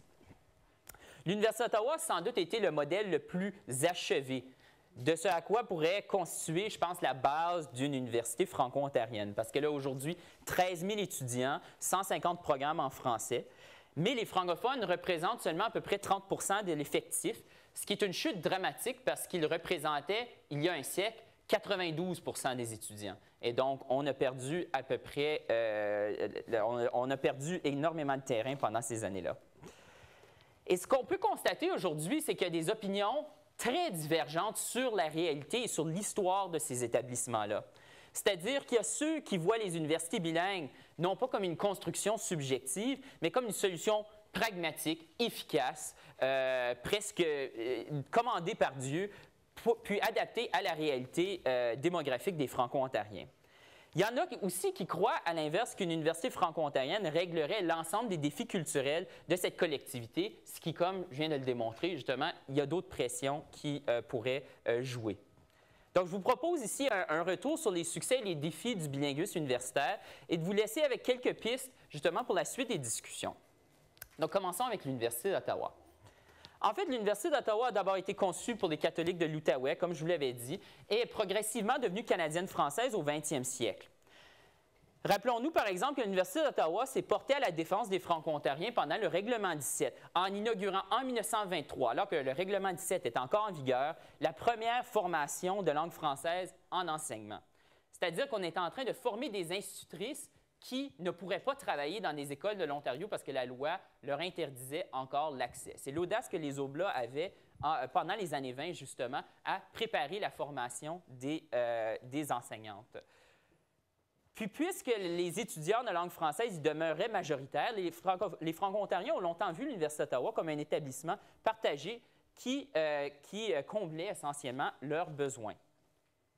Donc, rendu en 1960, lorsque Queen's Park a voulu intervenir et financer les universités et fonder des universités laïques en rapatriant les universités religieuses existantes, Queen's Park a pensé qu'à Sudbury, justement, il fallait exporter ce modèle-là de bilinguisme universitaire d'Ottawa à Sudbury. Il faut se rappeler qu'à cette époque, en fait, il n'existait que des écoles primaires bilingues après le Règlement 17. Les high schools anglais offraient parfois des cours de français enrichis. Et puis, on avait des collèges privés catholiques de langue française financés par l'Église, comme le Collège du Sacré-Cœur de Sudbury, fondé en 1913. Queen's Park, c'est la province de l'Ontario. C'est le siège de l'Assemblée législative. Le Règlement 17 interdisait l'enseignement du français dans les écoles de l'Ontario. Est-ce qu'il y a d'autres notes en bas de page que vous voudriez? Vous me posez la question si je devrais offrir des précisions. Donc, parce qu'on avait seulement des établissements bilingues ou de langue anglaise, ça faisait en sorte qu'à l'époque, l'État pouvait rejeter les demandes de financement des Jésuites pour leur université de Sudbury qu'ils ont fondée en 1957. En fait, ils ont demandé un financement pour une université catholique et française en 1957, en 58-59, et les demandes ont été refusées. Queen's Park, le gouvernement de l'Ontario, a décidé à ce moment-là qu'on allait créer une université bilingue inspirée du modèle de l'Université d'Ottawa. Donc, pendant la grande réforme et la création des universités, où le régime universitaire ontarien a connu son expansion, on est passé de 3 universités subventionnées par l'État à 15, les Franco-Ontariens n'ont pas vraiment reçu un traitement particulier. C'est-à-dire qu'ils ont reçu une espèce de reconnaissance, donc pas d'autonomie, mais une reconnaissance au sein des universités d'Ottawa et de Sudbury. Donc, la nouvelle Université Laurentienne qu'on a créée, en fait, avait un éventail de programmes en français assez limité. Ça s'est élargi lentement dans les humanités, mais force est de constater que les cours en français, les programmes complets, demeuraient extrêmement précaires.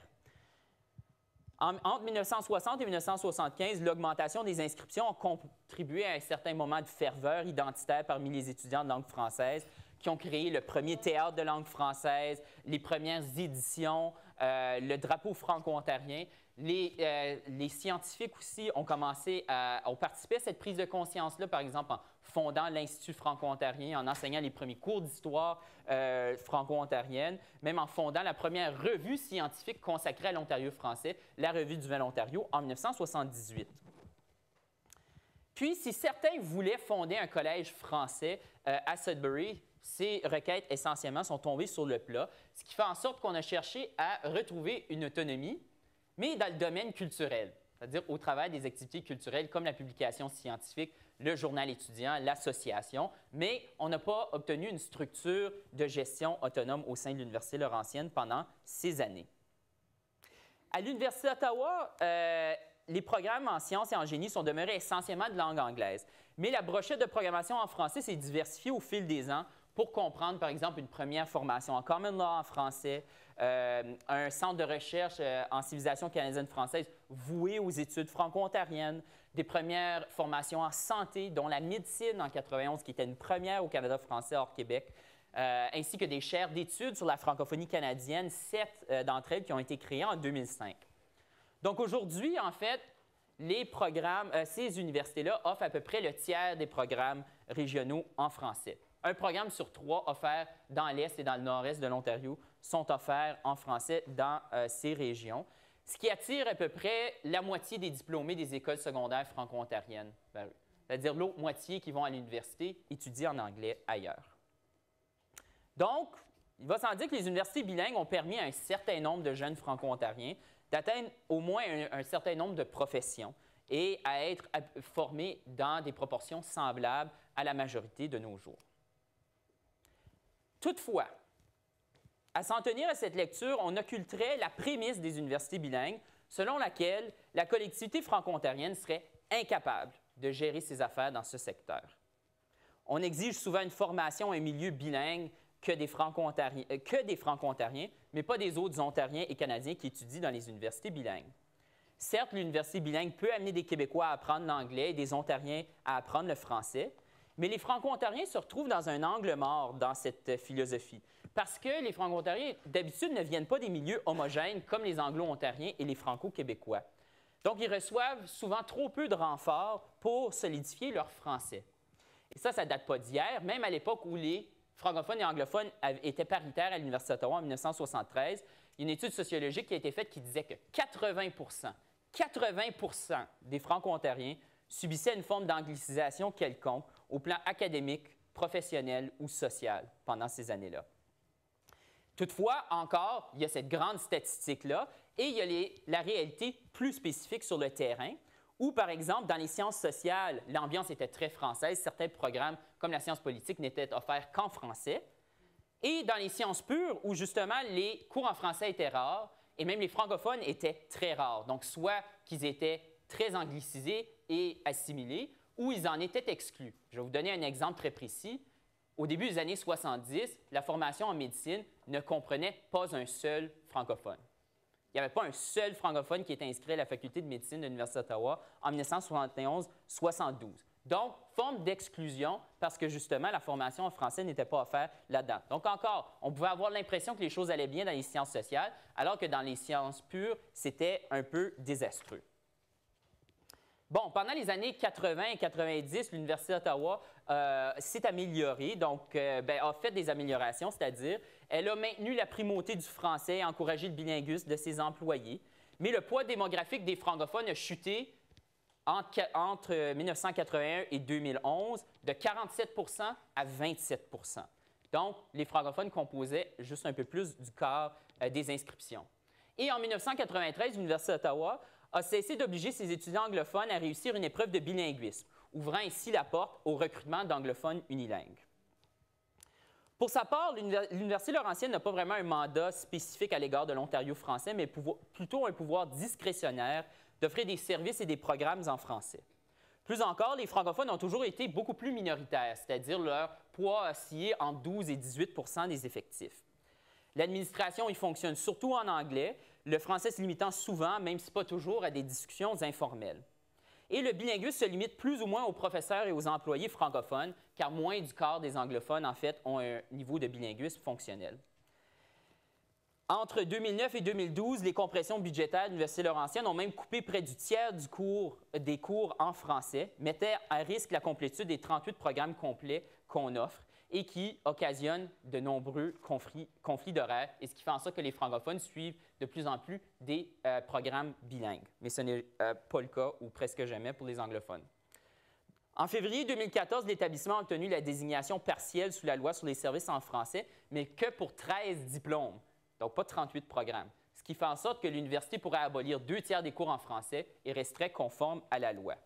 Bon, ce n'est pas tout négatif. L'Université Laurentienne a fait quelques gains dans les dernières années. Elle a établi un bureau des affaires francophones pour multiplier les partenariats avec les organismes culturels. Elle veut enseigner les premiers cours en français en architecture et en génie minier au cours des prochaines années. Toutefois, comme à l'Université d'Ottawa, on a toujours évité de créer une entité administrative où les francophones pourraient, par exemple, gérer les subventions et les frais de scolarité qui viennent des étudiants franco-ontariens, où on pourrait gérer ou créer des nouveaux programmes en français et où on pourrait rassembler les francophones dans des espaces autonomes. Bon, dans le cas du collège Glendon, je ne vais pas trop en parler parce qu'en fait, c'est un peu du pareil au même. Donc, on offre une vingtaine de programmes bilingues.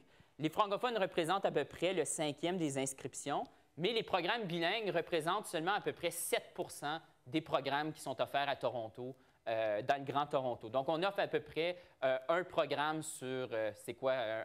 C'est 1 sur 20, non, pas 20, 25, on va dire 1 sur 22, non, 1 sur 17, en tout cas. 7 des programmes qui sont offerts dans la région sont aussi offerts en français, ce qui fait en sorte qu'il y a moins du quart des étudiants franco-ontariens dans le Grand Toronto qui vont à l'université, qui vont le faire en français.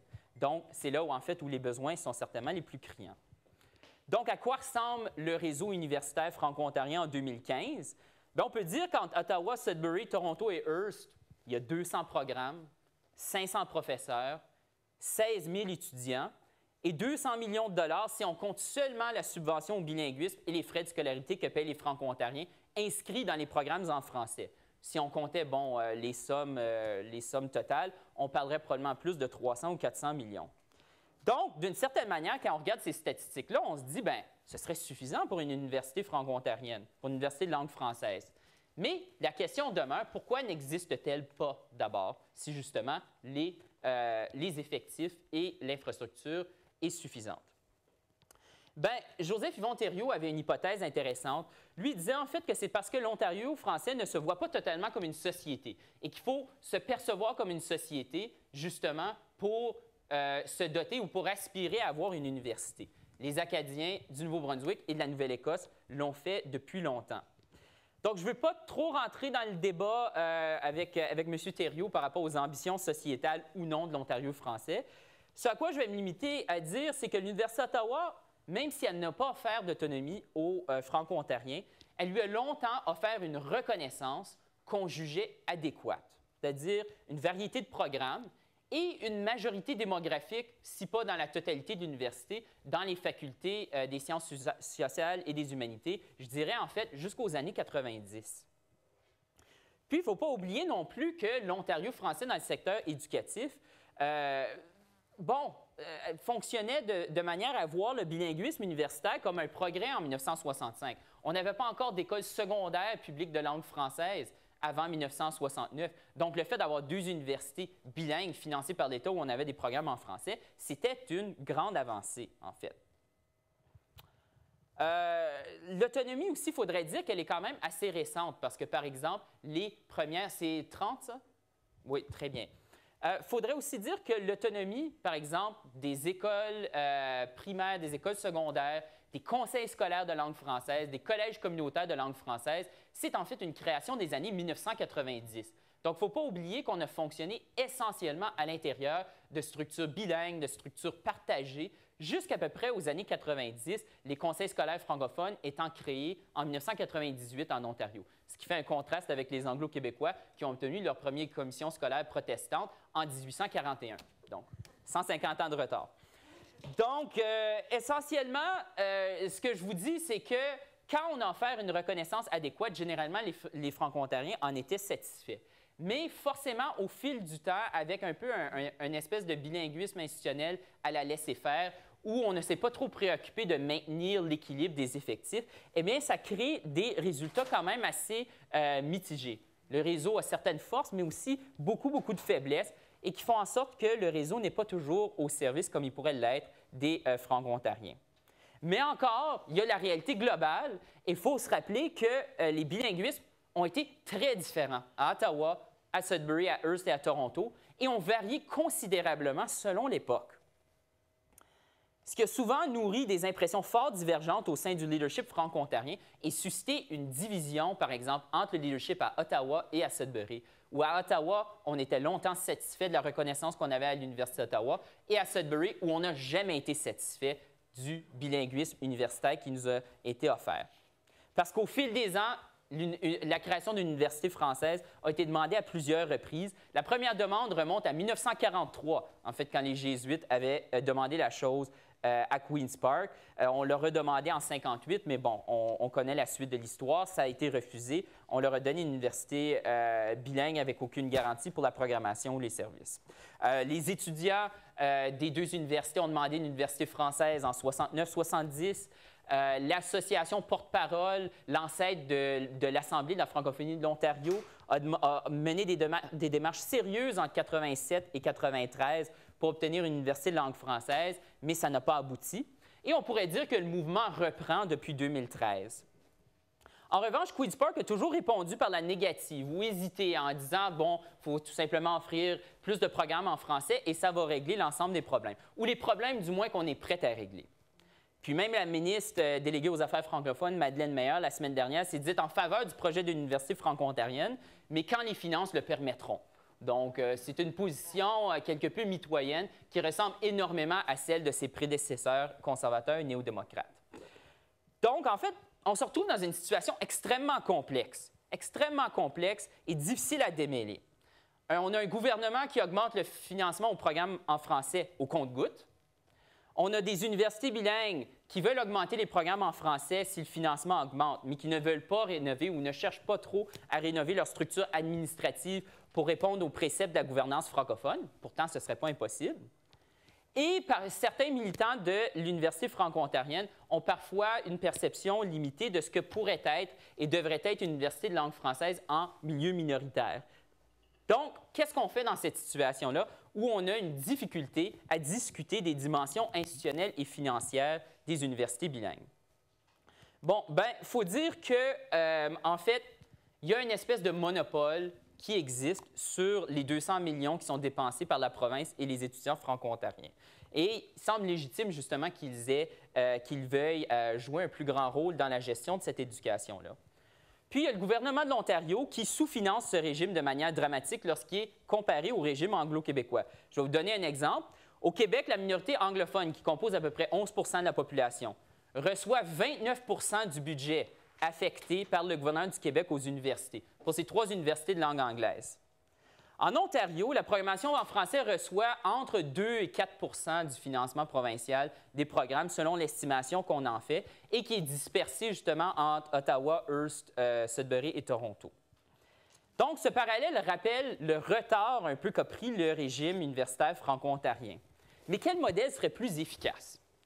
Est-ce qu'une université française serait plus efficace que, en fait, tous ces établissements bilingues-là? En fait, on ne connaît pas le coût additionnel et les épargnes que, justement, apportent ces établissements qui fonctionnent dans les 2 langues. Certains ont suggéré que ce serait plus simple de fonctionner en une langue, d'avoir un établissement francophone au lieu d'en avoir 4, ou certains diraient 8 si on compte les collèges fédérés qui fonctionnent dans 2 langues. Mais en même temps, est-ce qu'il y aurait des coûts additionnels? Est-ce que les économies seraient comparables aux coûts additionnels pour une université française à quelques campus qui rapatrierait les programmes existants? En fait, ça non plus, on ne le sait pas. On est en carence grave de chiffres pour comprendre la réalité financière, des avantages et des désavantages du modèle actuel et des modèles nouveaux. Donc, les universités bilingues ont souvent dit, par exemple, qu'ils pouvaient créer des programmes en médecine et puis en sciences et technologies plus rapidement parce que les équipements, les laboratoires existaient déjà, ce qui est un argument qui est tout à fait convaincant d'une certaine manière. Mais en même temps, que fait-on, par exemple, des frais de scolarité des franco-ontariens qui étudient le génie minier en anglais? C'est-à-dire, à Sudbury, c'est la moitié des étudiants qui qui sont francophones. Est-ce que ça, ce sont des frais de scolarité qui comptent comme des fonds de la communauté anglophone ou est-ce que ce sont des fonds qui comptent de la communauté francophone, mais qui sont inscrits dans un programme qu'on n'offre pas en français? Encore, on peut avoir des interprétations divergentes de qui appartient ou à qui reviennent ces fonds-là. Et puis, par ailleurs, les programmes moins dispendieux dans les humanités, parce qu'ils sont offerts dans des auditoriums comme ceux-ci, il faut tout simplement payer le prof, on n'a pas des laboratoires à financer. Est-ce que les Franco-Ontariens ne sont-ils pas en train de subventionner les programmes dans les sciences pures lorsque la majorité de leurs programmes sont dans les sciences humaines, les programmes justement qui coûtent moins cher à opérer? Mais on ne le sait pas encore, parce que les données publiques manquent à cet égard justement pour se faire une idée complète de la réalité. Bon, globalement, si on regarde aux statistiques, on peut dire qu'il y a à peu près la moitié des jeunes franco-ontariens qui s'inscrivent aux 22 % des programmes qui sont offerts en français dans la province. C'est quand même une rétention étonnante parce qu'on offre le quart des programmes qui attirent un peu plus que la moitié des jeunes. On peut seulement s'imaginer si on offrait 50 % des programmes en français en province, quel serait le taux de rétention tout de suite. Donc, c'est quand même une rétention qui, à mon avis, m'apparaît étonnante quand même. Bon. J'ai l'impression que je vous ai peut-être laissé un peu étourdi dans ce tourbillon d'inconnus. Puis je vais essayer de conclure mon exposé en rappelant quelques principes à retenir dans cette discussion. Donc, reconnaissons en premier lieu que l'université a une vocation universelle. N'est-ce pas? Toutes les universités ont une aspiration à l'universalité et qu'elle n'a pas nécessairement à s'assujettir à des pressions d'un milieu social. Parce que, justement, en grande partie, elle existe pour y faire contrepoids et amener les étudiants à prendre une distance critique vis-à-vis de leur milieu. Cela étant dit, elle dessert aussi principalement une clientèle particulière. Et dans le cas des universités bilingues, c'est majoritairement des Franco-Ontariens, c'est-à-dire des diplômés des écoles secondaires de langue française en Ontario. Donc, elle a probablement intérêt à être adaptée à cette collectivité-là. Et justement, les recherches démontrent malheureusement que les universités bilingues font moins bien ce travail-là que, par exemple, les universités francophones de Moncton, en Acadie du Nouveau-Brunswick, ou l'Université Laval dans son milieu. Et que non seulement les étudiants développent une distance critique vis-à-vis de leur milieu, mais que les universités bilingues contribuent un peu plus à déconnecter les jeunes franco-ontariens de leur milieu. Ce qui est certainement, mettons, peut-être une exagération de l'objectif de donner une distance critique vis-à-vis de ces milieux-là. Il est probablement aussi problématique de limiter la dualité tout simplement à la salle de classe, parce qu'il faut reconnaître que les Franco-Ontariens, en quelque part, sont exclus ou marginalisés dans les sphères décisionnelles.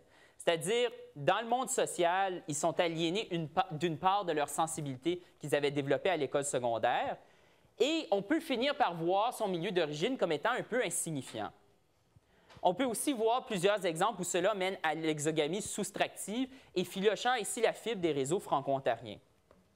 Donc, si on revient à l'idéal canadien-français dont je vous parlais, qui a toujours oscillé entre l'autonomie, lorsque c'était possible, et la reconnaissance dans les milieux généraux lorsque cela était nécessaire, il me semble qu'il faudrait réfléchir à la manière d'atteindre plus qu'une simple reconnaissance dans ce milieu-là. Donc, je pense qu'il y a plusieurs parties qui pourraient contribuer à cette discussion-là.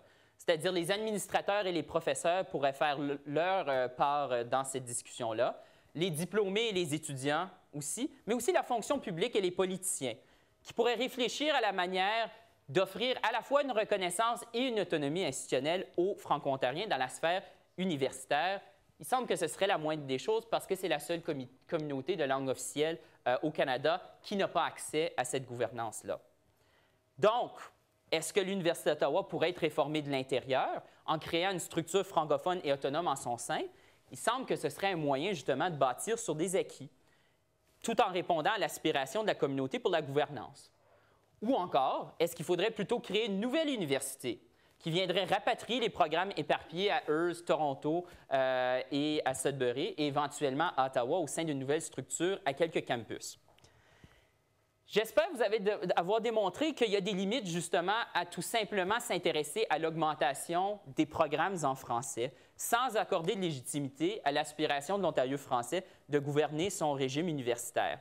À mon avis, en continuant sur cette voie, comme on l'a fait dans les 50 dernières années, on ne réglera pas le fond du problème, mais tout simplement la surface. Donc, à mon avis, il y a des franches discussions à avoir tant sur le passé que sur le présent et l'avenir de l'Ontario français, et ça passe en partie par la discussion sur l'avenir du régime universitaire franco-ontarien. Je vous remercie de votre attention.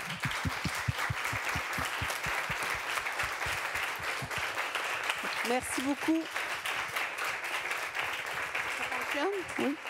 OK. Merci beaucoup, Serge. Très, très stimulant avec des arguments bien étoffés. Alors, je pense que ça stimule la discussion aussi, ce mouvement-là d'une université francophone en Ontario. Peut-être que nos participants, ça fait écho peut-être à des débats aussi qu'ils ont dans leur région, dans leur pays, dans les Amériques. Donc, tout de suite, on a certainement 15 minutes de questions, de débats, d'échanges à ce sujet-là. Je voyais des mains qui se levaient. Hein. Je suis désolée, on n'a pas nécessairement pu vous laisser la chance d'intervenir pendant la communication.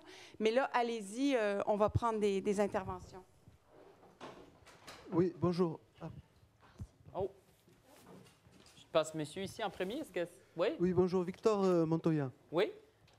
Vous avez donné beaucoup de chiffres. Je voudrais savoir si vous aviez fait des indicateurs qui prennent en compte la quantité de publications françaises au sein de ces universités, ce type de proportion-là, la mobilité étudiante, la quantité de livres en français dans les bibliothèques. Et je voudrais aussi savoir si vous avez cherché à évaluer le parcours complet des étudiants, c'est-à-dire entre ceux qui vont apprendre le français à l'école, est-ce qu'ensuite ils vont faire leurs études en français, et est-ce qu'ensuite, après l'université, ils vont travailler ou pas en français, c'est-à-dire voir un peu toute la chaîne, disons, du français. Deux très bonnes questions. En fait, la première par rapport à la recherche. En fait, la recherche sur l'Ontario français et la francophonie canadienne n'a jamais été aussi développée qu'elle l'est tout de suite. C'est-à-dire, on a des spécialistes formés en études franco-ontariennes puis en francophonie canadienne. Je parlais des chaires de recherche qui ont été créées en 2005, mais il y a de la recherche qui se fait non seulement à l'Université d'Ottawa puis dans les universités bilingues, mais qui se fait ailleurs, qui se fait à l'Université Laval, qui se fait à Moncton, qui se fait... Donc, il y a de plus en plus de chercheurs qui publient et qui s'intéressent à des dimensions particulières de l'expérience historique franco-ontarienne. Donc, je dois dire, à ce niveau-là, c'est une sphère d'autonomie, justement, dont on s'est doté au sein des universités bilingues, que d'avoir des espaces de recherche autonomes, des fonds de recherche consacrés à tout ça. On a des revues, Francophonie d'Amérique, la revue du Nouvel-Ontario et d'autres revues qui sont partagées avec la francophonie canadienne. Et ce monde-là n'a jamais été aussi développé. Par rapport à votre question, je pense que votre question était double par rapport aux étudiants. En fait, la proportion d'étudiants anglophones qui prennent des cours en français à l'Université d'Ottawa est de 4 %. Donc, c'est-à-dire 4 % des étudiants anglophones à l'Université d'Ottawa prennent des cours ou suivent leur programme en français, alors que 88 % des étudiants francophones suivent leur programme en français. Donc, il y a effectivement c'est encore des programmes qui recrutent très, très majoritairement des francophones. Puis je pense qu'il y a raison pour ça aussi. Ils ont été conçus pour eux. Et la dernière dimension de votre question était par rapport à si on allait travailler en français. La logique en milieu minoritaire veut que, justement, on va instruire en français des jeunes pour qu'ils soient des professionnels bilingues. Parce que, justement, s'ils sont dans des milieux partagés et ont une espèce de confusion linguistique ou un partage des langues et, en fait, aucune des langues qui est développée suffisamment, eh bien, ils n'arriveront pas à être des professionnels bilingues. Et donc, la formation en français s'avère incontournable d'une certaine manière en milieu minoritaire. Bonjour, c'est Justine Maleux de la Colombie-Britannique. Oui. Donc, merci d'être venu de votre exposé ce matin. Alors, moi, j'ai fait partie d'un programme bilingue à l'Université Samuel Fraser. En fait, Rémi Léger, vous avez mentionné son nom, c'est en fait un de mes professeurs en sciences politiques. Oui. Et donc, l'un des défis du programme, c'est en fait la rétention des étudiants, surtout non francophones, à l'université et surtout après la première année. Donc, j'aimerais tout simplement savoir si vous avez des données sur la rétention des étudiants du programme, si c'est possible de l'avoir, puisque là, en fait, je viens d'apprendre que c'est plutôt les étudiants francophones qui s'inscrivent au cours, au programme. Et là, la différence, c'est que à Vancouver, c'est plutôt des étudiants non francophones. Et aussi, si vous avez des, je ne sais pas, comment est-ce qu'on pourrait améliorer le système de rétention? Voilà, oui. Ben, en fait, l'exemple que vous soulevez est important parce que justement, la faculté, c'est la faculté des affaires francophones et francophiles à l'Université de la Colombie-Britannique, ressemble beaucoup aussi à l'Université Sainte-Anne en Nouvelle-Écosse, en fait, où la majorité des étudiants sont des jeunes qui sont issus de l'immersion. En Ontario, il y en a, et l'Université d'Ottawa a certainement une stratégie, un programme d'immersion qui est quand même le plus développé dans la province pour accueillir des jeunes d'immersion. Il y en a aussi beaucoup, je dirais, à Glendon. Donc, c'est une veine qui se développe de plus en plus. Il y a évidemment beaucoup de potentiel de ce côté-là, mais encore faut-il que ces étudiants-là soient soutenus parce que ce n'est pas évident non plus quand on prend un cours universitaire dans notre langue seconde que de suivre ce qui se passe et que la pédagogie soit efficace. Donc, soit l'étudiant doit arriver au cours avec une bonne compréhension du français de prime abord, soit l'étudiant doit avoir un très bon accompagnement à l'extérieur de la salle de classe, justement, pour pouvoir s'intégrer dans ces milieux-là, parce que sinon, ça peut être nuisible à l'éducation des francophones et ralentir essentiellement l'expérience d'apprentissage et la profondeur de l'apprentissage si, justement, le niveau de langue des étudiants est trop inégal dans une salle de classe. Donc, je dois dire, c'est une dimension prometteuse, mais qui peut aussi, qui est plus simple, qui est plus compliqué à appliquer que ça peut le paraître. Oui? Oh, à l'arrière, monsieur, oui. Oui, bonjour. Pascal Poinlan, je viens de Québec. Oui. J'ai 2 questions. La première est facile, je pense. En tout cas, vous nous avez montré des cartes tout à l'heure de la répartition des francophones en Ontario. S'il y avait une université francophone, uniquement francophone en Ontario, d'après vous, où devrait-on le lieu géographique? Éternelle question. Oui, bien, tout de suite, les modèles qui ont été proposés ou élaborés à date entendraient évidemment qu'il y a des programmes, je pense, dans les 4 villes où il y en a.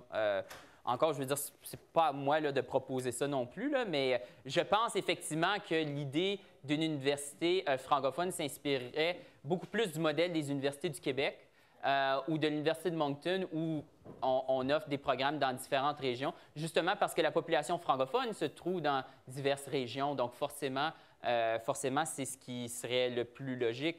Mais en même temps, oui, c'est ça. Il y a des réflexions profondes à avoir là-dessus, là, parce qu'effectivement, l'Université d'Ottawa attire la majorité des étudiants franco-ontariens tout de suite. Il y en a qui voient ça comme une concentration qui est très positive pour le développement des programmes.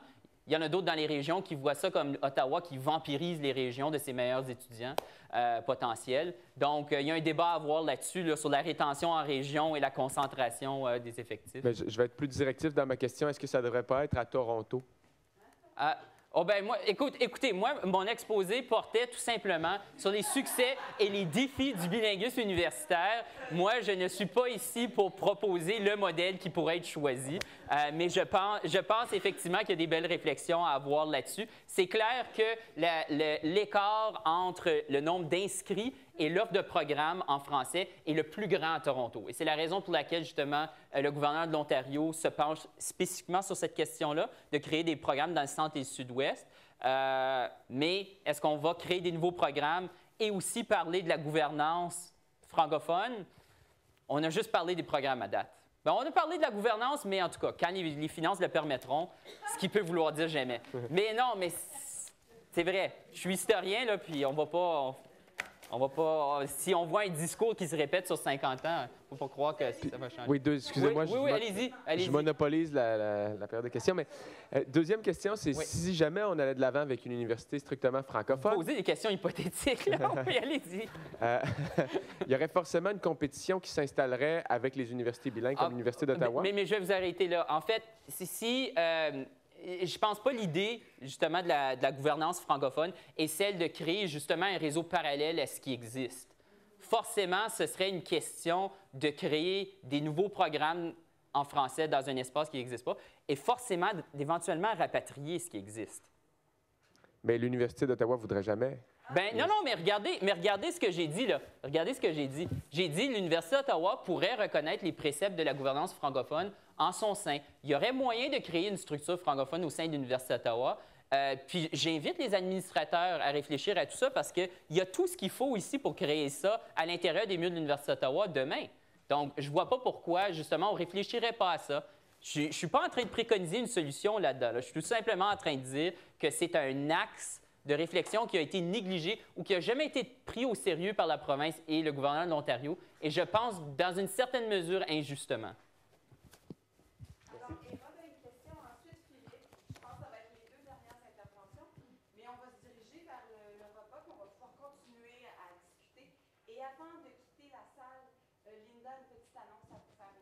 Okay.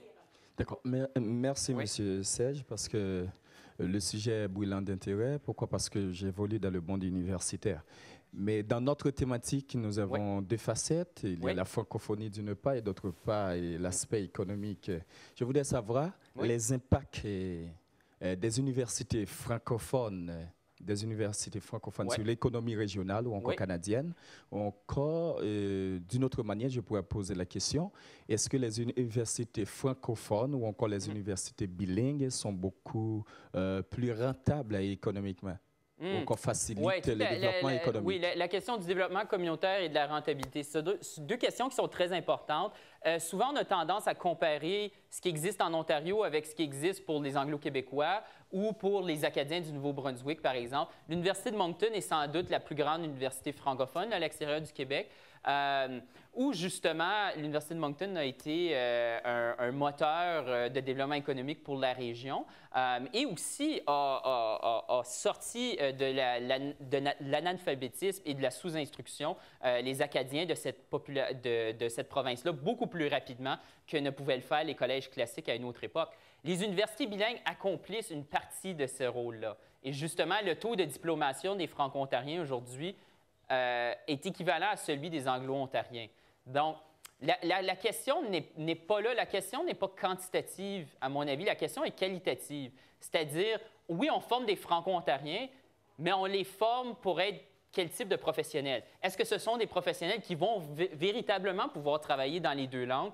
Ou est-ce que si on leur a imposé des formations bilingues, est-ce que justement, ils vont être un peu mêlés et devoir s'orienter davantage vers l'anglais? Et donc, là, dans ce cas-là, à mon avis, il y a un gaspillage de ressources parce qu'on est en train de dépenser pour former partiellement des individus pour travailler dans les deux langues et à fin de compte, ils vont arriver dans le marché du travail et ne seront pas capables ou ne voudront pas le faire parce que, justement, ils n'ont pas reçu les outils suffisants pour contribuer pour contribuer ou pour pratiquer leur métier en français et en anglais. Donc, je vous dirais encore, c'est une question qui est qualitative, qui est très difficile à discerner. Je ne suis pas là pour évaluer, en fait, quel serait le pour et le contre de cette question-là, mais tout simplement pour illustrer qu'il y a des limites à ce modèle-là. Ce modèle-là a été un peu improvisé. Puis c'est pas scandaleux de le dire. C'était un modèle improvisé qui n'a pas été pensé pour la communauté. Donc, forcément, est-ce qu'on peut le réformer de l'intérieur pour qu'il ressemble davantage à ce à quoi aurait besoin l'Ontario français? Je crois que oui, mais il faudrait encore qu'il y ait une volonté. Puis tout de suite, on voit beaucoup une volonté d'augmenter les programmes. Puis on a ignoré un peu cette autre dimension-là. À mon avis, la dimension de la gouvernance francophone, c'est une volonté qui remonte à il y a très longtemps. On la voit un peu partout dans cette histoire-là. Il faudrait peut-être la traiter avec un peu plus de respect, à mon avis. Je suis curieux. Tu parles de créer une université Non, mais je ne parle pas de créer une université de langue française. Je parle des succès et des défis du bilinguisme universitaire et des enjeux auxquels on devrait penser dans cette réflexion-là. Je ne parle pas de créer une université française. Mais donc, on évoque la possibilité de créer une université au sein de l'Université d'Ottawa. Et je suis curieux, selon ce modèle-là, que je ne connais pas très bien, est-ce qu'on crée un espace physique où les francophones sont seuls entre eux ou bien est-ce qu'ils cohabitent avec le reste de la population étudiante? Écoute, si on revient à l'idée de Rémi Légère par rapport au désir du pouvoir, c'est-à-dire l'autonomie et la reconnaissance. L'autonomie quand c'est possible et la reconnaissance quand, justement, c'est pas possible de faire des choses de manière autonome. Si les universités bilingues s'orientaient sur cette trame-là en disant, OK, où est-ce que les francophones sont assez nombreux pour former des départements, des facultés, des associations, occuper des espaces, et où serait-il favorable, justement, qu'ils partagent des espaces et des services avec la majorité? Je pense qu'on aurait une réflexion beaucoup plus saine par rapport dans un dialogue de sourds entre créons quelque chose de nouveau, puis mettons fin à tout, et gardons le statu quo, puis augmentons la programmation en français. À mon avis, il y a un entre-deux, il y a une discussion qui peut avoir lieu entre la communauté, entre les profs, les administrateurs, le gouvernement, et qui pourrait être très enrichissante. Mais on n'est pas nécessairement en train de l'avoir tout de suite, entièrement. Alors, merci beaucoup, Serge, au nom de l'Université d'été. OK, bon. Merci beaucoup. Voilà. Merci beaucoup. C'était vraiment stimulant. Ah bon, ben j'espère.